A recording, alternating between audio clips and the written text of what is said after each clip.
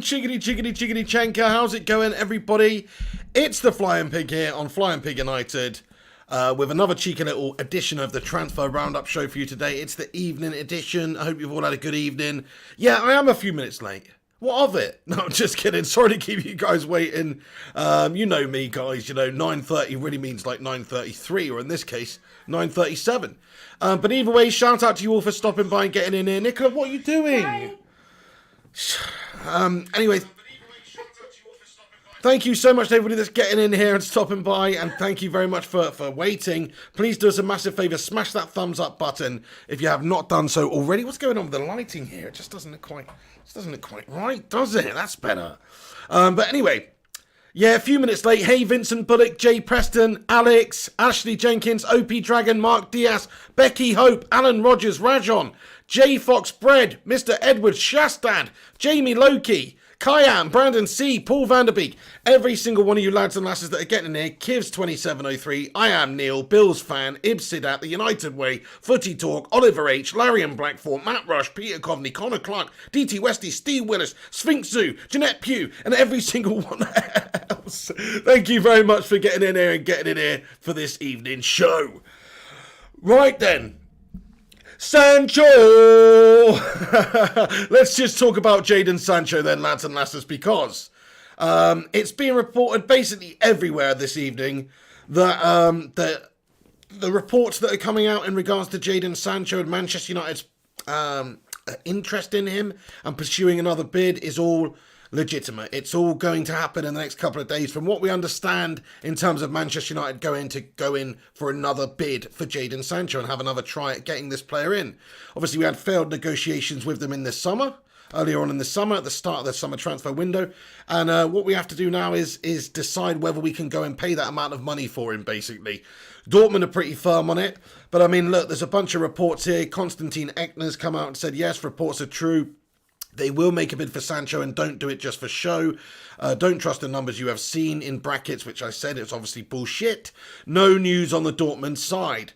So, of course, Manchester United, other outlets claiming, despite Borussia Dortmund's claims, several sources have confirmed that negotiations continue to be held between Man United and Dortmund after August the 10th. So what we understood is that Manchester United would perhaps try and get a verbal agreement in place before actually lodging an official bid for Dortmund a second time around, because they just have too much egg on their face, obviously, and other things probably if they failed that one. And so what they'd like to do is get the verbal agreement in place before they've actually gone and got the official bid lodged. So once they do that in the next few days, we'll see if they can reach an agreement. We'll see if Dortmund, if they do put an official bid, we'd understand that potentially there would have been some sort of a verbal agreement in place, because we understand United do not want to have a bid rejected again. So it's looking positive in terms of Manchester United having a bid. Howard Nurse has come out, yes, Dortmund's resolve to be tested. We've got Frederick Filted, who's head of something. I can't really read that. It's German or Swedish or something. I don't know. But it says, I've translated his tweet, and it says, United plans Sancho bid, not giving up on getting our first choice. Basically, we're preparing a Sancho bid to land our number one target at this moment in time. And there's a lot of different reports all around the world at the moment saying that Manchester United are ready to lodge a new Jadon Sancho bid. Which, of course, it makes sense. There's only, a week left of the bloody transfer window. So if we are going to get Sancho, it's got to be in the next few days. We've got to try and do something in terms of lodging an official bid and getting the agreement in place. If not, then we need time to be able to go and scratch around and get some other backup player, like some bloody Josh King melt or something, to come in the background, just as a backup, really, which is probably going to happen. We've had some talks and some discussions with Josh King this summer, and there's every possibility if we do gash up the Jadon Sancho deal and our Potato King Woody completely makes a bloody chip out of himself, then we'll see if maybe we go in for Josh King panic buy standards. Probably. Thank you everyone who's tuning in right now. I can see there's actually over 100 of you tuning in. Shout out to you all. KM, what's going on? Management Rebel 2, how are you doing? Wiggy, Mark Diaz, everyone, appreciate you stopping by. Smash that thumbs up button if you haven't done so already. I think I'm going to start doing that from now. I'm going to go smash the thumbs up and give you one of those. 69, dude. Hayden Alessandro, how's it going, Hayden? Steve Wills as well, and Mo's in the gaff.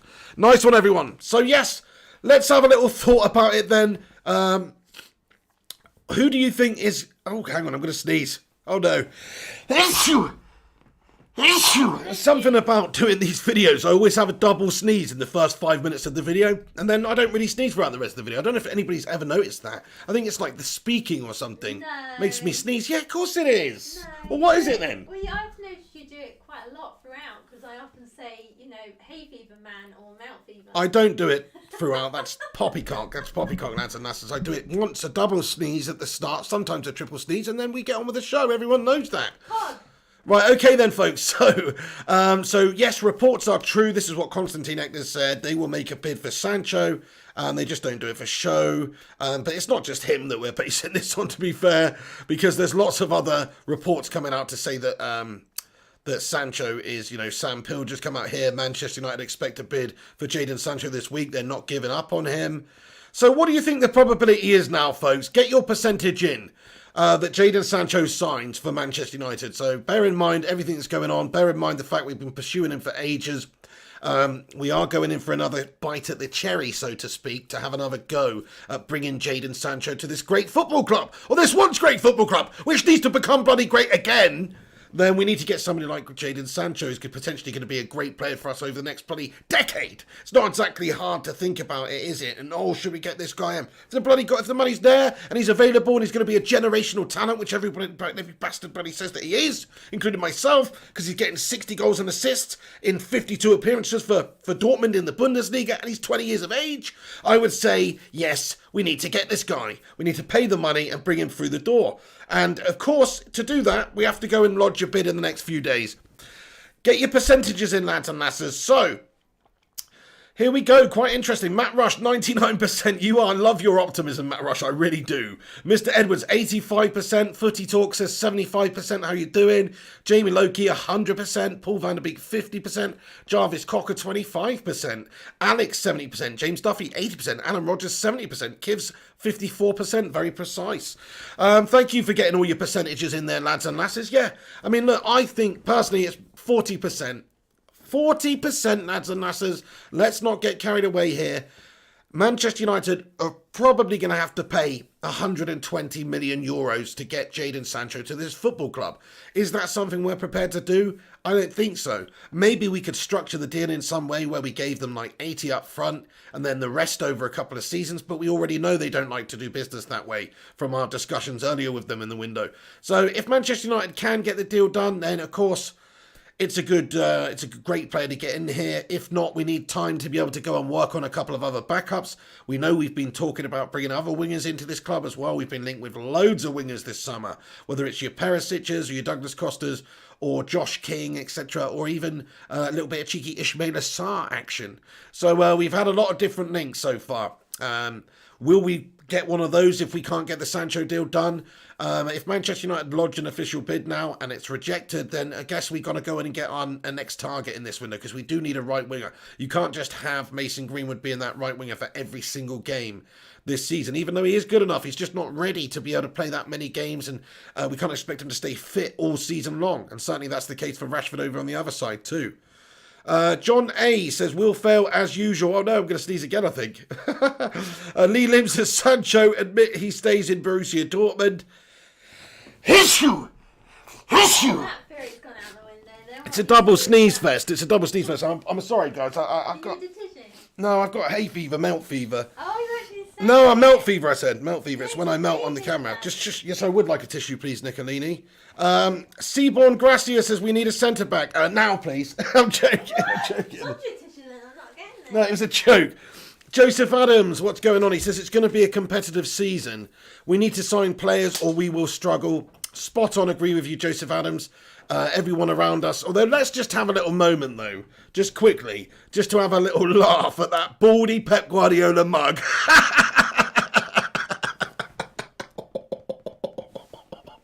Come on, let's ham it up.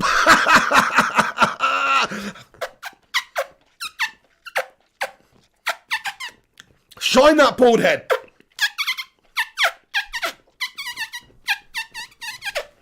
That's right, Pep Guardiola, you got smashed up. Leicester City absolutely smashed Manchester City. Was it 5-2 in the end? Destruction derby. Bloody, what was it? Jamie Vardy with a hat-trick, absolutely decimated them. Pep Guardiola has spent an absolute fortune on players so far in this window. An absolute fortune. Look, and check this out. That sounded so messed up in the other room, whatever you were doing.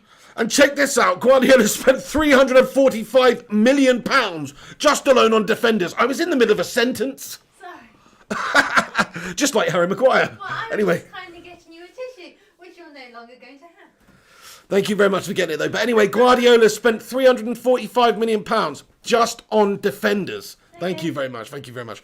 That's pretty insane when you think about how much Ole Gunnar Solskjaer's had to spend on defenders. He spent about 130 million on defenders. To be fair, and that's a huge amount. Slabby Maguire and Aaron Wan-Bissaka.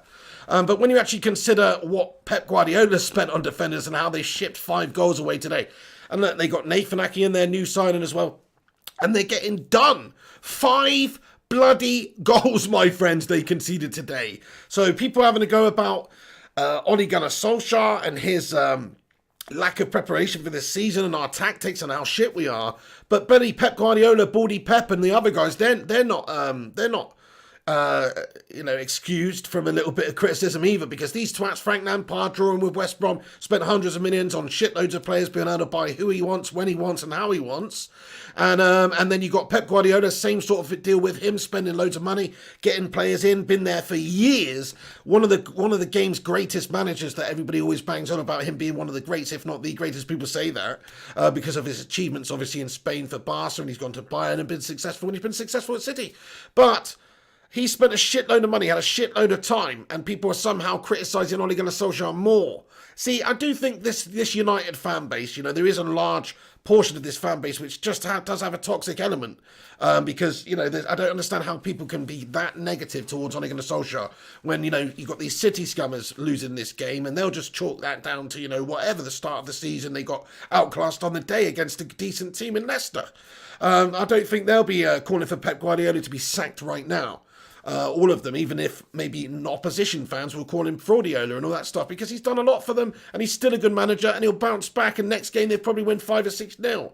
That's how City roll, so it's a slow start to the season for some teams more so than others. United's definitely one of those teams. So yeah, nice one. Also, Tottenham bottled it at the end of the game earlier. Get in there, my son. The scenes, you love to see it. Jose Mourinho getting done by a Newcastle 97th minute penalty from Callum Wilson. Get in there, you beauty. The best part of it really is Harry Kane got sent off at the end of the game also, so he's not going to feature in the game against United at the weekend. Come on, my son, get in there. Also, Son Heung-min got an injury at half-time, which I have to talk about here. Jose Mourinho says Son Heung-min will be out for a while with a hamstring injury, meaning he will likely miss the next weekend's game against Manchester United for Tottenham. Get in there, my son. So what does that mean? Well, it just means Tottenham have their 2 best players not available against us. That's actually massive. Son Heung-min's obviously probably, in my opinion, their best player, really. He obviously scored a shit ton of goals the other day. Harry Kane set them all up. I think it's the first time in a Premier League game that one player has set another one player up 4 times in a single game. So they obviously were connecting pretty well at the start of the season. So if you take both of them out of that game that United have to play Spurs on Sunday, then boom chakalaka, we're going to absolutely smash them to bits, lads and lasses. Maybe not. It's going to be a tough game. Look, we were poor in the first 2 fixtures and they were against worse teams. But it's true, though, if you take their most potent attacking forces out of the side, then it's going to be a little bit easier for us anyway, not having Kane and Son in the side. Of course it is.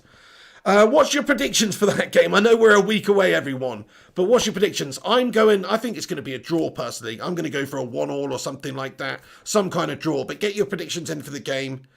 Lee Lim says Kane didn't get sent off. Well, no, he got red carded after the end of the game. Oh, really? Are you joking me, Peter Coveney? Kane didn't get a red. It was a coach, they said on Sky Sports. What are you on about? So why earlier on when we were doing the video earlier? Oh, are you serious? Oh, well, that's shit then. Nobody filled me in on that one then, guys, because earlier we were on it and everyone was banging on the video like we had, Harry Kane had been sent off. So that's piss poor. So you're telling me Kane is going to be playing? Well, that's fucking shit. That's absolutely gashtastic then. G-Wolf thinks it's going to be 3-2 to United. Jeanette Pugh thinks it's going to be 3-0. Mike Biam says 2-2. Rajon 2-1. Isaac Jones says 2-0. G-Wolf United 3-2. It was a coach then, says Leland. So why was that being reported as Harry Kane? That's really weird, isn't it? Anyway, Son got injured at half-time. I know that much, Jarvis Cocker, unless that was bullshit. Unless basically what you're telling me is Jose Mourinho pulled his bloody hamstring at half-time or something, and it's actually Jose Mourinho that's got bloody injured. That would make sense. After 30 years, Scouser Stoddard says, I don't think Kane got sent off. It's not good. That's weird, isn't it? Why was it being reported that he was going to miss the game on Sunday then? I didn't actually watch the game. I was on here doing a video at the time, so that's why I missed it. But anyway, thank you guys for clearing that one up. It's good that everyone knows that, though, because we look like a bunch of twats if come Sunday we're all I'm doing a preview and then it turns out Harry Kane does start. So that's shit anyway if Harry Kane is playing. Gungshi, what's going on, man? Hey, great to see you. Says, hi, lads and lasses. How you doing there, Mr. Brigadier Gungshi? Good to see you, pal. Larian Beckford thinks it's going to be 3-0 to United. Kayam 1-0 by a penalty. Wee Patrick says, Harry Kane is overrated anyway. Don't worry. Yeah, well, he's got like 5 assists already this season. He's still a good player out there. His range of passing's actually quite excellent for such a good goal scorer as well. I rate him. I think he's pretty much top class. Alec Williams, man, thank you so much for the super chat here, my friend. He comments, Sky said it was Harry Kane and then corrected themselves. Bloody Sky Sports then. Misleading every bastard then. Typical though. That is piss poor though. And then you get, I get on here, regurgitate and sound like a twat. Hey, but blame everyone who was in the video earlier today because no, everybody was saying he got sent off. Of course, I haven't even bloody watched the game. No, I'm blaming everyone else. But anyway, never mind. Son Heung-min's out for the game, so that's good. That's a positive for United. There's about 230 of you legends watching right now, so if you are tuning in, please do hit that thumbs up button, leave a cheeky little like on it, give it a share if you can, and I don't know if the notifications are working tonight, but if you can let me know. If you did not receive a notification, smash a 1 in the live chat. Only if you did not receive a notification, because I think they're not working at the moment. It seems to be the case that they're having an absolute bloody double daymare. Thank you, Matty the Rushmeister. He said, subscribe to the channel. Appreciate it. Sorry, Alec Williams. Did I read your super chat out, mate? Oh, yeah, he said, Sky said it was Harry Kane and then corrected themselves. Yeah, we had an absolute mare there. So all of you guys basically who are putting 1s in the live chat did not get notifications. Well, that's just absolutely gash. See, this happened earlier, basically. People didn't get notification until an hour later. I have one of those. Yeah, you can have a cherry bakewell, love, even though you bought them for me. Of course you can. There's 6 in there, though. That's fine. Thank you. Nice one. Okay, then. Becky Hope says, I got my notification. Fine. Nice one, Becky. Well, I don't really know what's going on there, then, but it's good that it's working for some people. Nice one, Paul. Gabriel Marie, what's going on? I'm doing good. How are you doing? Ewan Jones as well, or Ewan Jones. Nice one. Sonny Bradley says Liverpool winning the league equaling United's 20th. I don't think that's going to happen. I very much doubt that they'll have another season like last year. We'll see. I mean, they were pretty formidable last year. They've only added quality to their team. But I just don't see them. If they do win the title, I don't think they're going to be running away with it like this year. Griffo Chaz says Pig and the Nicola is the iconic duo we all live for. Aw, thanks, Griffin. That's nice. Ibs Sidat loves a bit of Cherry Bakewell action too. They are bloody awesome, actually, Cherry Bakewells. Has to be said. Probably by the end of the stream, there'll be 1 left, and there'll be something wrong with it. Seb says, how did you do in the fantasy footy? I'm 3rd in the Flying Pig League. Seb, you're doing sick. There's over 300 people in the Flying Pig Fantasy Football League, actually. So if you're 1st or 3rd, you're absolutely doing bloody great, aren't you? I think I'm melting it. Although I did have Bruno Fernandes as my captain. He got me some points. I also had Jamie Vardy, so he got me some points today. Gunga says, I've been trying to sleep unsuccessfully for the last few hours. Got an appointment with the psych doc tomorrow. Oh, Gungshi, mate. That is absolutely not good. Is that down to lack of sleep and stuff like that? But either way, Gungshi, you need to try and get down to sleep. Then in that case, mate, if you've got to get up for the appointment in the morning. But if you can't, just try and chill with us Gungers, with the Bacano Brigadiers, and sizzle away, my friend. You're an absolute legend. Everybody, please do us a massive favour and stick that heart in there for Gungshi because he's an absolute lad. And he's got this appointment tomorrow. What's that, babe? A heart for Gungshi. a heart for Becky and a heart for Ellie and Jamie because they're all not feeling very well. Jamie, Becky, and who else? Ellie. Ellie, sorry. Oh, yeah, of course, Ellie and... Jamie. Oh, by the way, my missus said what happened to you, Ellie. That does not sound good. I hope you're okay, yeah. Yeah, Ellie says, had an allergic reaction this morning, Gungshi. Have to have paramedics out to give me a shot. Better now, though. Still a bit swollen. Absolutely, that sounds terrible, Ellie. So everybody stick their heart in there for Gungshi, Ellie, Jamie, and Becky. Becky. Thank you, guys. Nice one, nice one, nice one. Right then, so let's get on to the rest of it then, folks. If you missed the video earlier, we understand that Andreas Pereira is a target for Lazio. We'll see what materialises there. Hopefully he does go out on some sort of a loan basis. That'd be excellent if it happens because he is absolutely bloody bang average and we should be moving him on immediately. And Alan Rodgers because he wasn't feeling very well. And Alan Rodgers. Thanks for that, Nicola. Yeah, mid-flow again. Anyway, okay, so also in regards to Alexander Telles, what is being reported right now is that Manchester United have only made one offer at this stage, which is 15 million, and that's it for now. Refused. Porto are expecting a new one. They want around 20 million. So hopefully we'll get that wrapped up in the next couple of days as well. There's not much more to report on the Alex Telles deal other than what we reported today. But for anybody getting in here this evening who hasn't seen the video earlier or doesn't know the latest on Alex Telles, United are still in deep negotiations with Porto for Alex Telles. We offered 15 million. We initially offered 12 from what we understand, but this report does say we made only one offer of 15 million, but maybe that's euros, so it will translate about 12 million, so maybe that was the report I read. And it's understood that they want about 20 million euros for him, and they're holding out for that at this stage. United kind of do have them bent over the barrel at this stage because there's nobody else that's in for Alex Telles officially anyway. PSG was supposed to be sniffing around a little while ago, but no official contact or anything like that from what we understand as of now. So it just means that we can squeeze them down a little bit more on the price the longer this goes on. I'm expecting it'll be in the next couple of days, but it's definitely going to be before the end of the transfer window, I think, with Telles. There's no real doubts in my mind that we're going to sign him because he's a cheap player and he's obviously going to add a lot to our side and he's on not a lot of money per week either. He's a bargain basement signing for Ed Woodward and co, and that's exactly what they want. That's all they bloody want is the bargain basement signings. That's why we haven't got Sancho already. And do you know what would be pitiful? Listen, if we do get Sancho at the end of this window, that's amazing. But if we actually do pay the full amount for him, what does that tell you? What does that actually tell you about our board? It's like if they get him for less, if they get him for a fair bit less, then fair play to them. But if it's a couple of million less, or if it's the same amount of money that was being touted around at the start of the window, 120 million euros, then that just goes to show you what a shite bag set of bloody twats we've got as our board here and as our recruitment team and as our negotiators. Because we could have had this lad in months ago, basically. We could have had him in. So yeah, we'd have had to pay him a couple of months' wages, but we'd have had him in, bedded in, prepared, starting for the new season. So if we are going to get Jadon Sancho, we have to shave a little bit off that price. Otherwise, what's the bloody point of sitting back all window long, waiting? You know, so I think it's going to be pitiful from the guys, but we'll see what they can do last couple of days of the window. But in regards to Alex Telles, you know, I'm 95% sure that Alex Telles is coming to this football club. Jadon Sancho, 40%. Hey, prank football games forever. What's going on? Thank you for the super chat here, mate. He says, we won't win the league as long as we have Ed Woodward.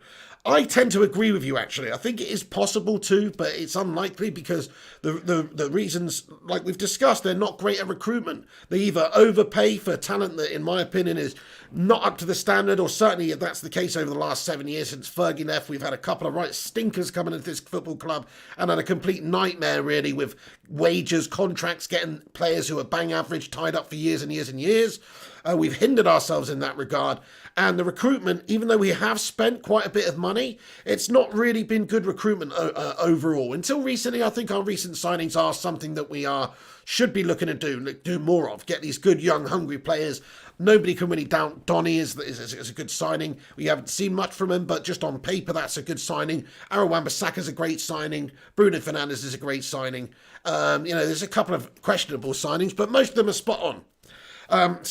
And the players that we're linked to, the players that we should be signing as well, like Jadon Sancho, he fits into that mould of being that young, up-and-coming player who's going to be awesome in the future. So I hear what you're saying, man. Even though we seem to be changing our philosophy of signing players and stuff like that. They're just too shackening. They're too shackening in our transfer window pursuits of players. They don't do what other teams do and go and get their man. They're happy to drag it out. They're happy to take longer. They're happy to lose somebody. They're actually quite happy to lose a player to someone else if it doesn't actually get down to their low price. That's all we seem to be buying as bargains right now. So I would be very surprised, Prank Football Games, if we even signed Jadon Sancho in this window. And that's mainly just down to Ed Woodward and the fact that they probably don't want to spend the money, and Judge and the Glazers as well, the fact they don't want to spend that amount of money. Even though it's a player that we would be sorted with for the next decade, there's still a strong possibility in my mind that we don't get him. And it's all because of them shackling us. It's all because they don't fully invest what this club makes back into the club, and they bought the club with debt, so we're having to pay that debt. We're having to service that debt. And they're commercially they've grown this club, absolutely. But a lot of it's going out of the football club. Sure, a lot of it's going back into the football club too, but a lot of it's still going out of the football club, whether it's dividends, whether it's their bloody grandchildren's bar mitzvah or whatever that they've got to pay for. They're taking a lot of bloody money out of this football club. So that's why we probably won't win anything with them as owners. I agree with you, because they're not 100% committed to the cause of improving the team. They're just committed to getting fourth every single year, it seems. Thank you very, very much for your super chat there, matey. You're a top lad. Appreciate it, dude. Yeah, Jeanette Pugh says, knowing United, the fax machine will back up. There you go, they got the original, brother fax machine from 1983 or something like that. Josh Drain, how you doing, Josh Drain? He says, hello, Pig. I'm glad to see you after hearing the shite on the United stand, a.k.a. the Grovey gang tonight. Absolutely delusional. I can't really comment, but fair play to you, Josh Drain. Don't blame you, mate. That's often the case. Crash Spin says, Sancho deal agreed. That's a little bit premature. I mean, there's a Sancho deal agreed in terms of the personal terms. We understand we've reached an agreement with his agent, so theoretically, if we were allowed to talk to Jadon Sancho from the club there, it would all get done and dusted pretty damn quickly. So, yes, there's that. But in terms of the actual team agreements between Dortmund and Manchester United for the amount of money for the transfer, no. There is no agreement in place, officially anyway, unless you know something we don't know and there's something going on behind the scenes verbally, which we do understand may be the case as well, because United only really want to go in for another offer if they're going to get basically a verbal yes before officially lodging an offer. Ryan Berberspin 9 with a super chat, lad. 20 bones, dude. The 20 bones gang.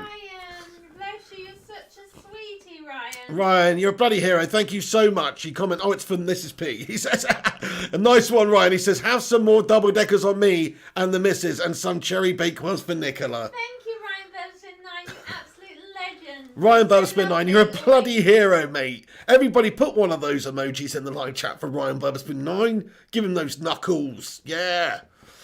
Thank you very much, everyone who's watching. Yes, Becky says, Nicola, I love cherry bakewells. They're the absolute daddy, aren't they? I love them. Oh, the problem is if I buy 6, I usually eat 6 of them, unless she's around, in which case I'll probably have half of one, and it will be something wrong with it. That's exactly I know, what it's because it's true. I said you end up with 1 or half. And there'll be something wrong with that side. The cherry, I'll have a little black spot on it or something. You've gone supersonic again, Nicola. Sorry. Okay then, right then, guys. Thank you very much, all you legends. Smash that thumbs up button. Over 250 of you legends tuning in at 10:05. Great to have you in here for the evening show. Feather that like button. Roy Keane 2-foot tackle it. Aww. Zidane headbutt it. Give me some other expressions. Knock it. Knock it. Ronaldo chop it. Ronaldo chop that like button. Yeah, that's a good one. Whatever. Anyway, thank you so much, everyone. Hey, what's going on, Amici Kelvin? Yes, good to see you. Shastad says Haaland or Mbappe. I think personally Mbappe, but look, we'll still see what happens with Haaland. I think he's incredible. I mean, he's got power, pace, finishing ability. He's pretty formidable already, and he's only, is he 20? Gunshi says, love that cackle there, Kate Bandit. It's horrible, but thank you, everyone. Paul Vanderbeek says, I love Nicola's laugh. David Parkinson says, notice me. I just did David Parkinson. Sorry, mate. It's difficult sometimes. Wakas Akram says, Suarez bite it. Yes. Hey, Mark Anthony says, greetings from South Sudan. Thank you so much for stopping in here from South Sudan. Finley Patton, Coins Ali says, Sancho is not coming. Well, the percentages are in favour of him staying at Dortmund. But Manchester United will go and get another bite of the cherry for him. No pun intended, bite of the cherry bakewell for him. We'll go in there like Mr. Kipling, looking to get the deals done. Only problem is, if it was that case, then we don't actually have Mr. Kipling. If we had Mr. Kipling as our director of football, something that would be awesome. That would be exceedingly good. But unfortunately, we've got Mr. Crippling, who is Ed Woodward, who cripples us with his bloody shoddy management of our finances and our acquisition budgets and all that shit. That's he's called Mr. Crippling. I missed the Mr. Kipling ones. And exceedingly shite tactics. Exceedingly shite negotiationary tactics. That would be his strapline. Mr. Crippling, exceedingly shite. They did the ones where they were like the sponge with the chocolate chips in. Remember those? No. Does anyone remember those with the sponge, Mr. Kipling's with the chocolate chips in? I used to love those. Kayam says, Fellaini, elbow the like button. That's right. Thank you very much. 131 likes, lads and lasses. That is awesome. Bono Denton. Hey, Shik Kanto. Greetings from Kenya, Kasarani. Hello to you, my friend. Gungshi says, Edward Potato Wood will make an exceedingly shite offer. There you go. So anyway, all I'm saying is Ed Woodward is crippling us because of his lack of ability in the football world. He isn't a football individual, so you can't really expect him to do all the aspects of what somebody like a director of football should actually be doing, because he's not a director of football. He should be a DOF, yeah, a director of finances, actually a dickhead of finances. DOF, dickhead of finances, Ed Woodward. That I could live with at United. If he could go into an office that had on the wall a little plaque and it said, Edward Woodward, King Potato, Director of Finances, brackets, Dick underneath director. I could live with that. But he doesn't. He sits in an office that says Edward Woodward, Chief Executive, Kingpin for the Glazers, Head Puppet Master, whatever you want to bloody call it. That's what his office says now. When it shouldn't. We should have Edwin van der Legend in there, sitting in his role, doing an actual football recruitment role, planning the budgets in terms of what the money should be allocated for with the pot of money that we have every single season, what's spent on recruitment, being allowed the freedom to be able to do that. But instead we don't. We have Mr. Bloody Crippling sitting in his office doing God knows what. Who wants to know what Edward was doing in his office? Oh, Edward is eating cakes, peeling potatoes, peeling himself. He's in his office peeling himself, man, because his skin's reacting with the oxygen in the air, and he obviously has to peel it every now and then because he's a human potato, this guy. Potato. He sits there growing roots like a potato. He winds me up anyway. We should put him in the chipper in terms of as a job at Manchester United, you know. We should definitely be doing that. We need to air fry that shit, you know what I mean? But no, really, we need to get somebody else in to do the director of football role. That would be the best possible signing United can make. But not while our owners are there, because they just want Woodward the yes man. And even if we did have somebody awesome like Edwin, he's not going to be allowed the freedom to do the job. So there's no real point even talking about it. Oh, I know you meant it in a nice way, Gumshy. Don't worry, I know you meant it like that. OP Dragon, yes man. He says, Eddie's gash should have paid the money at the start of the window instead of sitting there with a thumb up your ass. 100%, 110%, mate. You're absolutely right. Okay, let's have a look at some more Manchester United news, lads and lasses then. But just as a little vote then, what were we just talking about? So let's just have a little vote then and see who actually thinks Jadon Sancho is coming to Manchester United in this transfer window. So it's favoured with the bookmakers that he stays at Dortmund. Smash a 1 in the live chat if you think Sancho will be a red by the end of the window. Smash a 2 in the live chat if you think no, he's going to stay at Dortmund. Let's just see where the fan base is right now. Jonathan Gallagher with the first vote there. Eager Beaver, nice one, lad. Becky Hope thinks he's staying. Jim Joe Bobley thinks he's coming. JT Mods coming. Wee Patrick 1. Josh Drain 1. Hyperfanarian 2, Fayam MK, good to see you 1, Mike Bayern 1, Paul Vanderbeek 2, Alicia, what's going on? Griffith has 1. I am Neil, they're coming through too quickly here. Gabriel Lopez says no with a sad face. Casper Romine 2, Peter Govney 2, he's going to stay. All Things Man United, how are you doing there, dude? All Things Man United, great to see you. Another YouTube channel about Manchester United called All Things Man United, check it out. Guy's a top lad. Rames Fleming says greetings from North Marker, you're a legend. Thank you, Rames Fleming.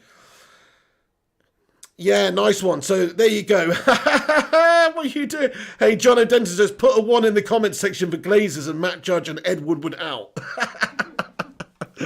Well, yeah, everyone's always putting the ones in there anyway, but to be fair, it looks like a lot of you don't think we're getting Jadon. A lot of you are staying optimistic and positive and hopeful that we are going to get him. But it's not looking too good at the moment, folks, because he's a lot of money. The reports are coming in that we're going to go in for another offer. So hopefully we do have the cojones. Hopefully Ed Woody Woodwood does have the potatoes to be able to do the business for us. Let's hope old King Edward's got the spuds for it. Let's hope old King Edward's got the spuds to get this deal over the line. Because I don't know if he'll be able to do it, to be honest. JP says, Berber with them deep pockets. Going to have some explaining to do to the missus. Thanks so much again, Ryan. Ryan, man, you're a lunatic. What are you doing, Ryan Berbersman 9? I hope you are minted and not just pissed out your head. He's going to wake up in the morning and go, oh! Ice Queen Gaming in the house. How you doing, Dawn? It's your birthday in 2 hours. Happy birthday for then. Lewis Timperley getting in here. Nice name, Lewis. Thank you guys for voting, everyone. Appreciate it. So, yeah, it looks like quite split, but most of you probably most of you, thinking that Jadon Sancho's not going to be coming. Despite Borussia's Dortmund claims, several sources have confirmed negotiations continued between Manchester United and Dortmund beyond the 10th of August. Are you playing the guitar over there, Nicola? I was thinking about it. No, I was just moving out of the way a second so I could charge my phone. Cool beans. Howard Nurse. Who's this guy? Sorry, I'm reading random names out now on the internet. Oh, I thought you were saying that to... Sorry, I've got some more news, actually. I've got some more news. Shout out to Mr. Matty the Rushmeister, by the way. Everybody, you know what to do. Stick a beer emoji in the live chat for Matty Rush, our transfer guru, a.k.a. Guru Rushmeister. He's got some information for me here. 8 minutes ago, this tweet from James Robson. Thank you very much, Matt Rush, for filling me in. Excellent stuff. So he's the writer for Manchester United football correspondent for Standard. And he's just come out and said, Andreas Pereira should kick off a host of departures from United. It's very clear which players are not in Solskjaer's plans, even if their contracts make it difficult to shift them. MUFC #transfers. Absolutely. He also went on to say, Smalling, Rojo and Jones could all go. Romero doesn't want to be third choice. Dallo has barely had a look in. Lingard is a more sensitive situation with Solskjaer still hoping he can turn it around. You what, mate? I don't want Jesse Lingard turning around at Manchester United, man. Smash a 1 in the live chat if you want Lingard to turn it around at United. Anyway, so I don't. But look, this is what... We've been talking about this earlier as well. There are a bunch of players that were hoping to actually leave Manchester United in this window now. There should be a host of departures. So Andreas Pereira, it looks like he's going to join Lazio on loan with a further option to buy. Hopefully that's all finalised and done soon. That would be a good player to get off of our books in all honesty because he's just useless. He's bloody gastastic. He should be called Andreas No Hair on his balls. That's what he should be called. Because I don't think he's got the cojones to play for Manchester United. Sorry, that's a bit rude, wasn't it? But anyway. Tame, pretty tame. Yeah, what's a better name? Fanny Dreas Gashera. I don't know. Whatever his name is. Fandreas No Hair on the Boleras. Whatever his name is. Like, he needs to sort himself out and do one. So that's a good move if we get rid of Andreas Pereira. No disrespect to Andreas Pereira, he's a nice bloke. I know I just called him Fanny Andreas freaking Gashera. That is disrespectful. But you know what I'm saying? Good luck to him is what I'm saying. But he's just not good enough for United, so time to moving on. See you later on, and goodbye. JP's got to go. JP, Bye, JP. have a great day, JP. Thank you so much for stopping by, mate. You're an absolute top man. J to the pizzle, everyone. Everybody sticker. What's an appropriate emoji for JP? Phil Socks. Phil Jones, if you're a channel member, put those Phil Jones emojis in the live chat there for Jones Phil, because that's probably his name in real life. He's the opposite of Phil Jones, but in the same way. Exactly the same. Those socks, JP. So, Andreas Pereira should kick off a host of departures from United. It's very clear which players are not in Solskjaer's plans, even if their contracts make it difficult to shift him. Absolutely, it's expected Chris Smalling. Let's just go through the departures quickly that are expected anyway, because there's lots of players that won't be going anywhere, like Phil Jones. Phil Jones won't be going anywhere this window because he's on too much money. Lingard might, but Phil Jones won't be going anywhere. He's on too much money. Rojo could potentially go back out on loan to somebody like a Studientes if needs be. Smalling has got interest there from Roma and potentially Inter if they sell Skriniar to Tottenham. We're understanding that Conte wants to bring in a bit of Chris Smalling action into his side. He likes the whole Smaldini vibe. So he's going to get him in there. If potentially this is, if their Skriniar goes to Spurs. So that's quite an interesting link there. That's one of the most realistic departures. Another really realistic departure is Diogo Dalot, because he's been made aware. He's made it aware to Solskjaer that he wasn't happy with the last year and not getting very many chances. Wan-Bissaka obviously had an incredible season, been keeping him out there. He's never going to get in at right wing, especially if we sign Jadon Sancho. If we sign Alex Telles, he's never really going to get in at right back, because Wan-Bissaka's just the man there. And of course, we'll have Brandon Williams deputising at right back if that's the case. So there's only going to be less opportunities for Diogo Dalot come the end of the window than there are now. So he's a really likely candidate to go. He has looked okay at times. He is only 20. He could be really good, which is why there's a host of clubs that would be interested in taking Diogo Dalot for somewhere in the region of 20 million. Lille had a bid earlier in the window. They were rejected and knocked back. It was not as much as that, though. United holding out for a bit more. I think we paid 22 million, 23 million or somewhere around that for him. We want to basically recoup that. So he's a potential to leave this summer. I think that's really realistic that Diogo Dalot goes, because he's not on huge wages either. And he's not getting the game time. He's pretty much going to be disappointed if he stays. If he maybe a loan move, but I do see Dalot going somewhere this window. Maybe a loan move would make sense. Where do you guys think we should? What do you think we should do in regards to Diogo Dalot? So smash a 1 in the live chat if you think sell him. Smash a 2 in the live chat if you think loan him out, and smash a 3 in the live chat if you think keep him in the first team squad. Hope you're okay, Vincent Bullock. Vincent Bullock, what's cracking? Jonathan with the 1, Mr. Edwards with the 1, Batman Night Fan with the 2. So wait, one was sell him, 2 was loan him, and 3 was keep him in the squad. That's right, isn't it? Aaron says keep him in the squad. Ryan, keep him in the squad. Kumar De Frites, keep him in the squad. Andy, keep him in the squad. Danny Boy, sell him. Ice Queen Gaming, sell him. John Goodwin, loan him. Wackers Akram, loan him. Federico Fox, sell him. So there's quite a lot of... It's very mixed, guys. I mean, everybody's got a different opinion on Diogo Dalot, it seems. It's not like the Jesse Lingard situation where if I say, everybody stick a 1 in the chat if you want Jesse Lingard sold. You know, it's not like that. It's actually very split with Diogo Dalot. And I can understand it. He does have some versatility to him. He can play down the right wing there. He can play right back. He could probably play left back too. I think he's a good player. He's a good attacking player. He can get forward. He's got pace. He can beat a man. We've seen him beat a man. It's just whether or not his vision and final product are there at all, which I just don't think they are. Don't think he's ever really going to be up to the standard. But we haven't seen that much from him, to be fair. We have not seen that much from him. But when we have seen him, he hasn't stepped up. And I like a player that can step up. I like a Mason Greenwood at 17 who can come in and stake a claim to starting in the side. I like a Brandon Williams who, when called upon, performs largely anyway, certainly when he first got thrust into the team by Solskjaer to cover. Super chat from Mike Bynum. Mike Bynum, thank you so much, Mike. Did I miss... You sent one earlier. Mike Bynum, did I miss one from you earlier, bro? Yeah, I'm pretty sure. Dude, sorry, let me have a look on the thing. Sorry, Mike Bynum, man, you absolute ledge. Appreciate it, mate. Let's have a look. He says, if we keep him, play him. However, with the debt issues, sell so that we can buy later. Yeah, quite interesting. That's the thing. I mean, if we are going to keep a player like that, I guess you're talking about Dalot, then we need to... then what's the point of having him here if he's not going to feature in games? So I understand what you're saying there, but the problem is then if we got Telles and Luke Shaw over on the left side, and Brandon and Aaron Wan-Bissaka on the right side, where is Dalot really going to play? He could play on the wing, and look, that might actually be a factor if especially if Sancho doesn't come. But if Sancho does come, he's not getting any game time whatsoever, I don't think.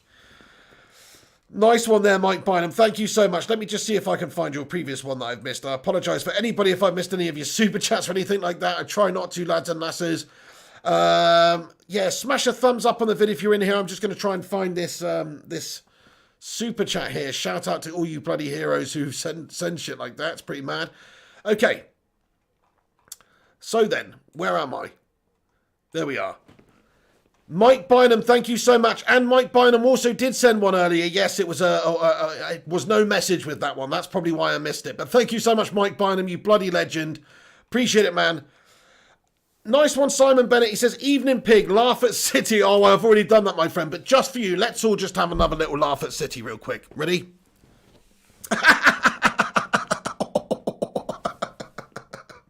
Laugh, Nicola. Oh. Come on, because then your laughing sets me off into a genuine laugh. At the moment, this is just a BS laugh.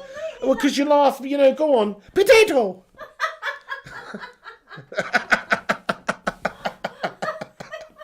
There we go. Got a genuine laugh at City there. Oh, you know, scary. Oh, that's what you were doing before. Yeah, It's but shining baldy Pep's head, losing 5-2. Jamie Vardy wielding that sword, wielding that rag actually to shine Pep Guardiola's bald head a good un. Pep Baldiola, man. Anyway, I've very much enjoyed that. So I very much enjoyed that result. Leicester City absolutely destroying Manchester City away from home there. Fantastic to see. Leicester are going to be contenders this year. What's that, 9 points from a possible 9 now? Yeah. They've got a good vibe about them this year. It's going to be so hard for United in one way, but it also goes to highlight just how the fan base should not get on Solskjaer just yet. You got Pep Guardiola spending £350 million on defenders and a bunch in this window, and he's still conceding 5 goals against Leicester City, you know. So it's not easy in this Premier League. It really isn't easy. And you have to give Solskjaer a lot of credit and cut him some slack for finishing 3rd last season. Give him time. Hopefully we invest in him and we see what he can do, because he's not getting a fair crack at it at the moment. He hasn't been backed properly at the moment. You see in managers like Frank Lampard, like Pep Guardiola, who have been getting backed and they're still failing miserably. So yeah, it's not easy out here for a pimp, for Solskjaer. It's hard out here for a pimp when you're trying to get the money for the players. It's not good. So very disappointing that we haven't signed any more players, but that's what it is. Solskjaer hasn't been backed and he needs a little bit more time in the job, obviously. Look at Pep Guardiola and what he's doing and how much of a mare he's having. Right, what else have we got to look at? Give me a second. I did have something to... Oh, yeah, so it looks like we might just see departures starting to happen soon with a couple of different ones. Dalot, I think, should be sold, yeah. Because if we get Tellez, Dalot's just not really going to have much of a place in the team. Other players I'd sell, of course, Pereira, definitely, to Lazio. Hopefully that's on the cards. Lingard, I'd definitely get rid of. Phil Jones, Smalling, these guys. You know, the usuals. Also reported that Manchester United have only made a £15 million offer for Alex Tellez, which has been refused at this stage. They're holding out for 20. Hopefully we can get that deal done. Porto are expecting a new offer from Manchester United at this moment in time. So that's the latest reports on the Alex Tellez deal. United have only made one offer to FC Porto for around about 15 million euros, I should say, which was refused. Porto are expecting a new offer. They're holding out for at least 20. That's the latest on Alex Tellez, lads and lasses. Also, other transfer news just to talk about. Manchester United in talks to sign Napoli striker Anka Diaz Milik ahead of Tottenham, which is something that we brought up and mentioned earlier on in the video this afternoon. Don't really care about this one. I'm only interested in this one really if we are also getting some of the other players like Sancho and stuff like that. And we need a bloody centre-back, really, before we need a striker, in my opinion. It'd be nice to have a striker. Obviously, Igalo's only here till Jan.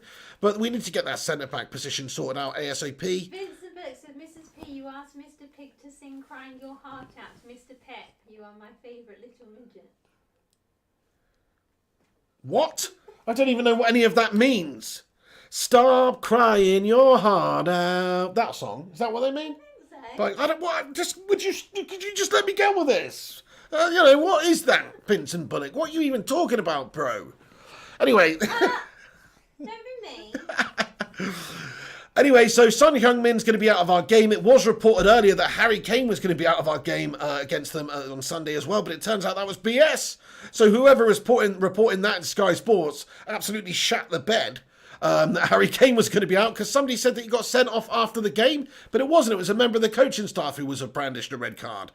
So that's bullshit. But yes, some reports to say also Man United are now will soon be publicly announcing a bid for Jadon Sancho, which means that we're quite confident that it may be accepted because it's not something that we usually do. So that's just a report. It hasn't actually happened yet. So we'll see what happens next, guys. We'll see what happens next.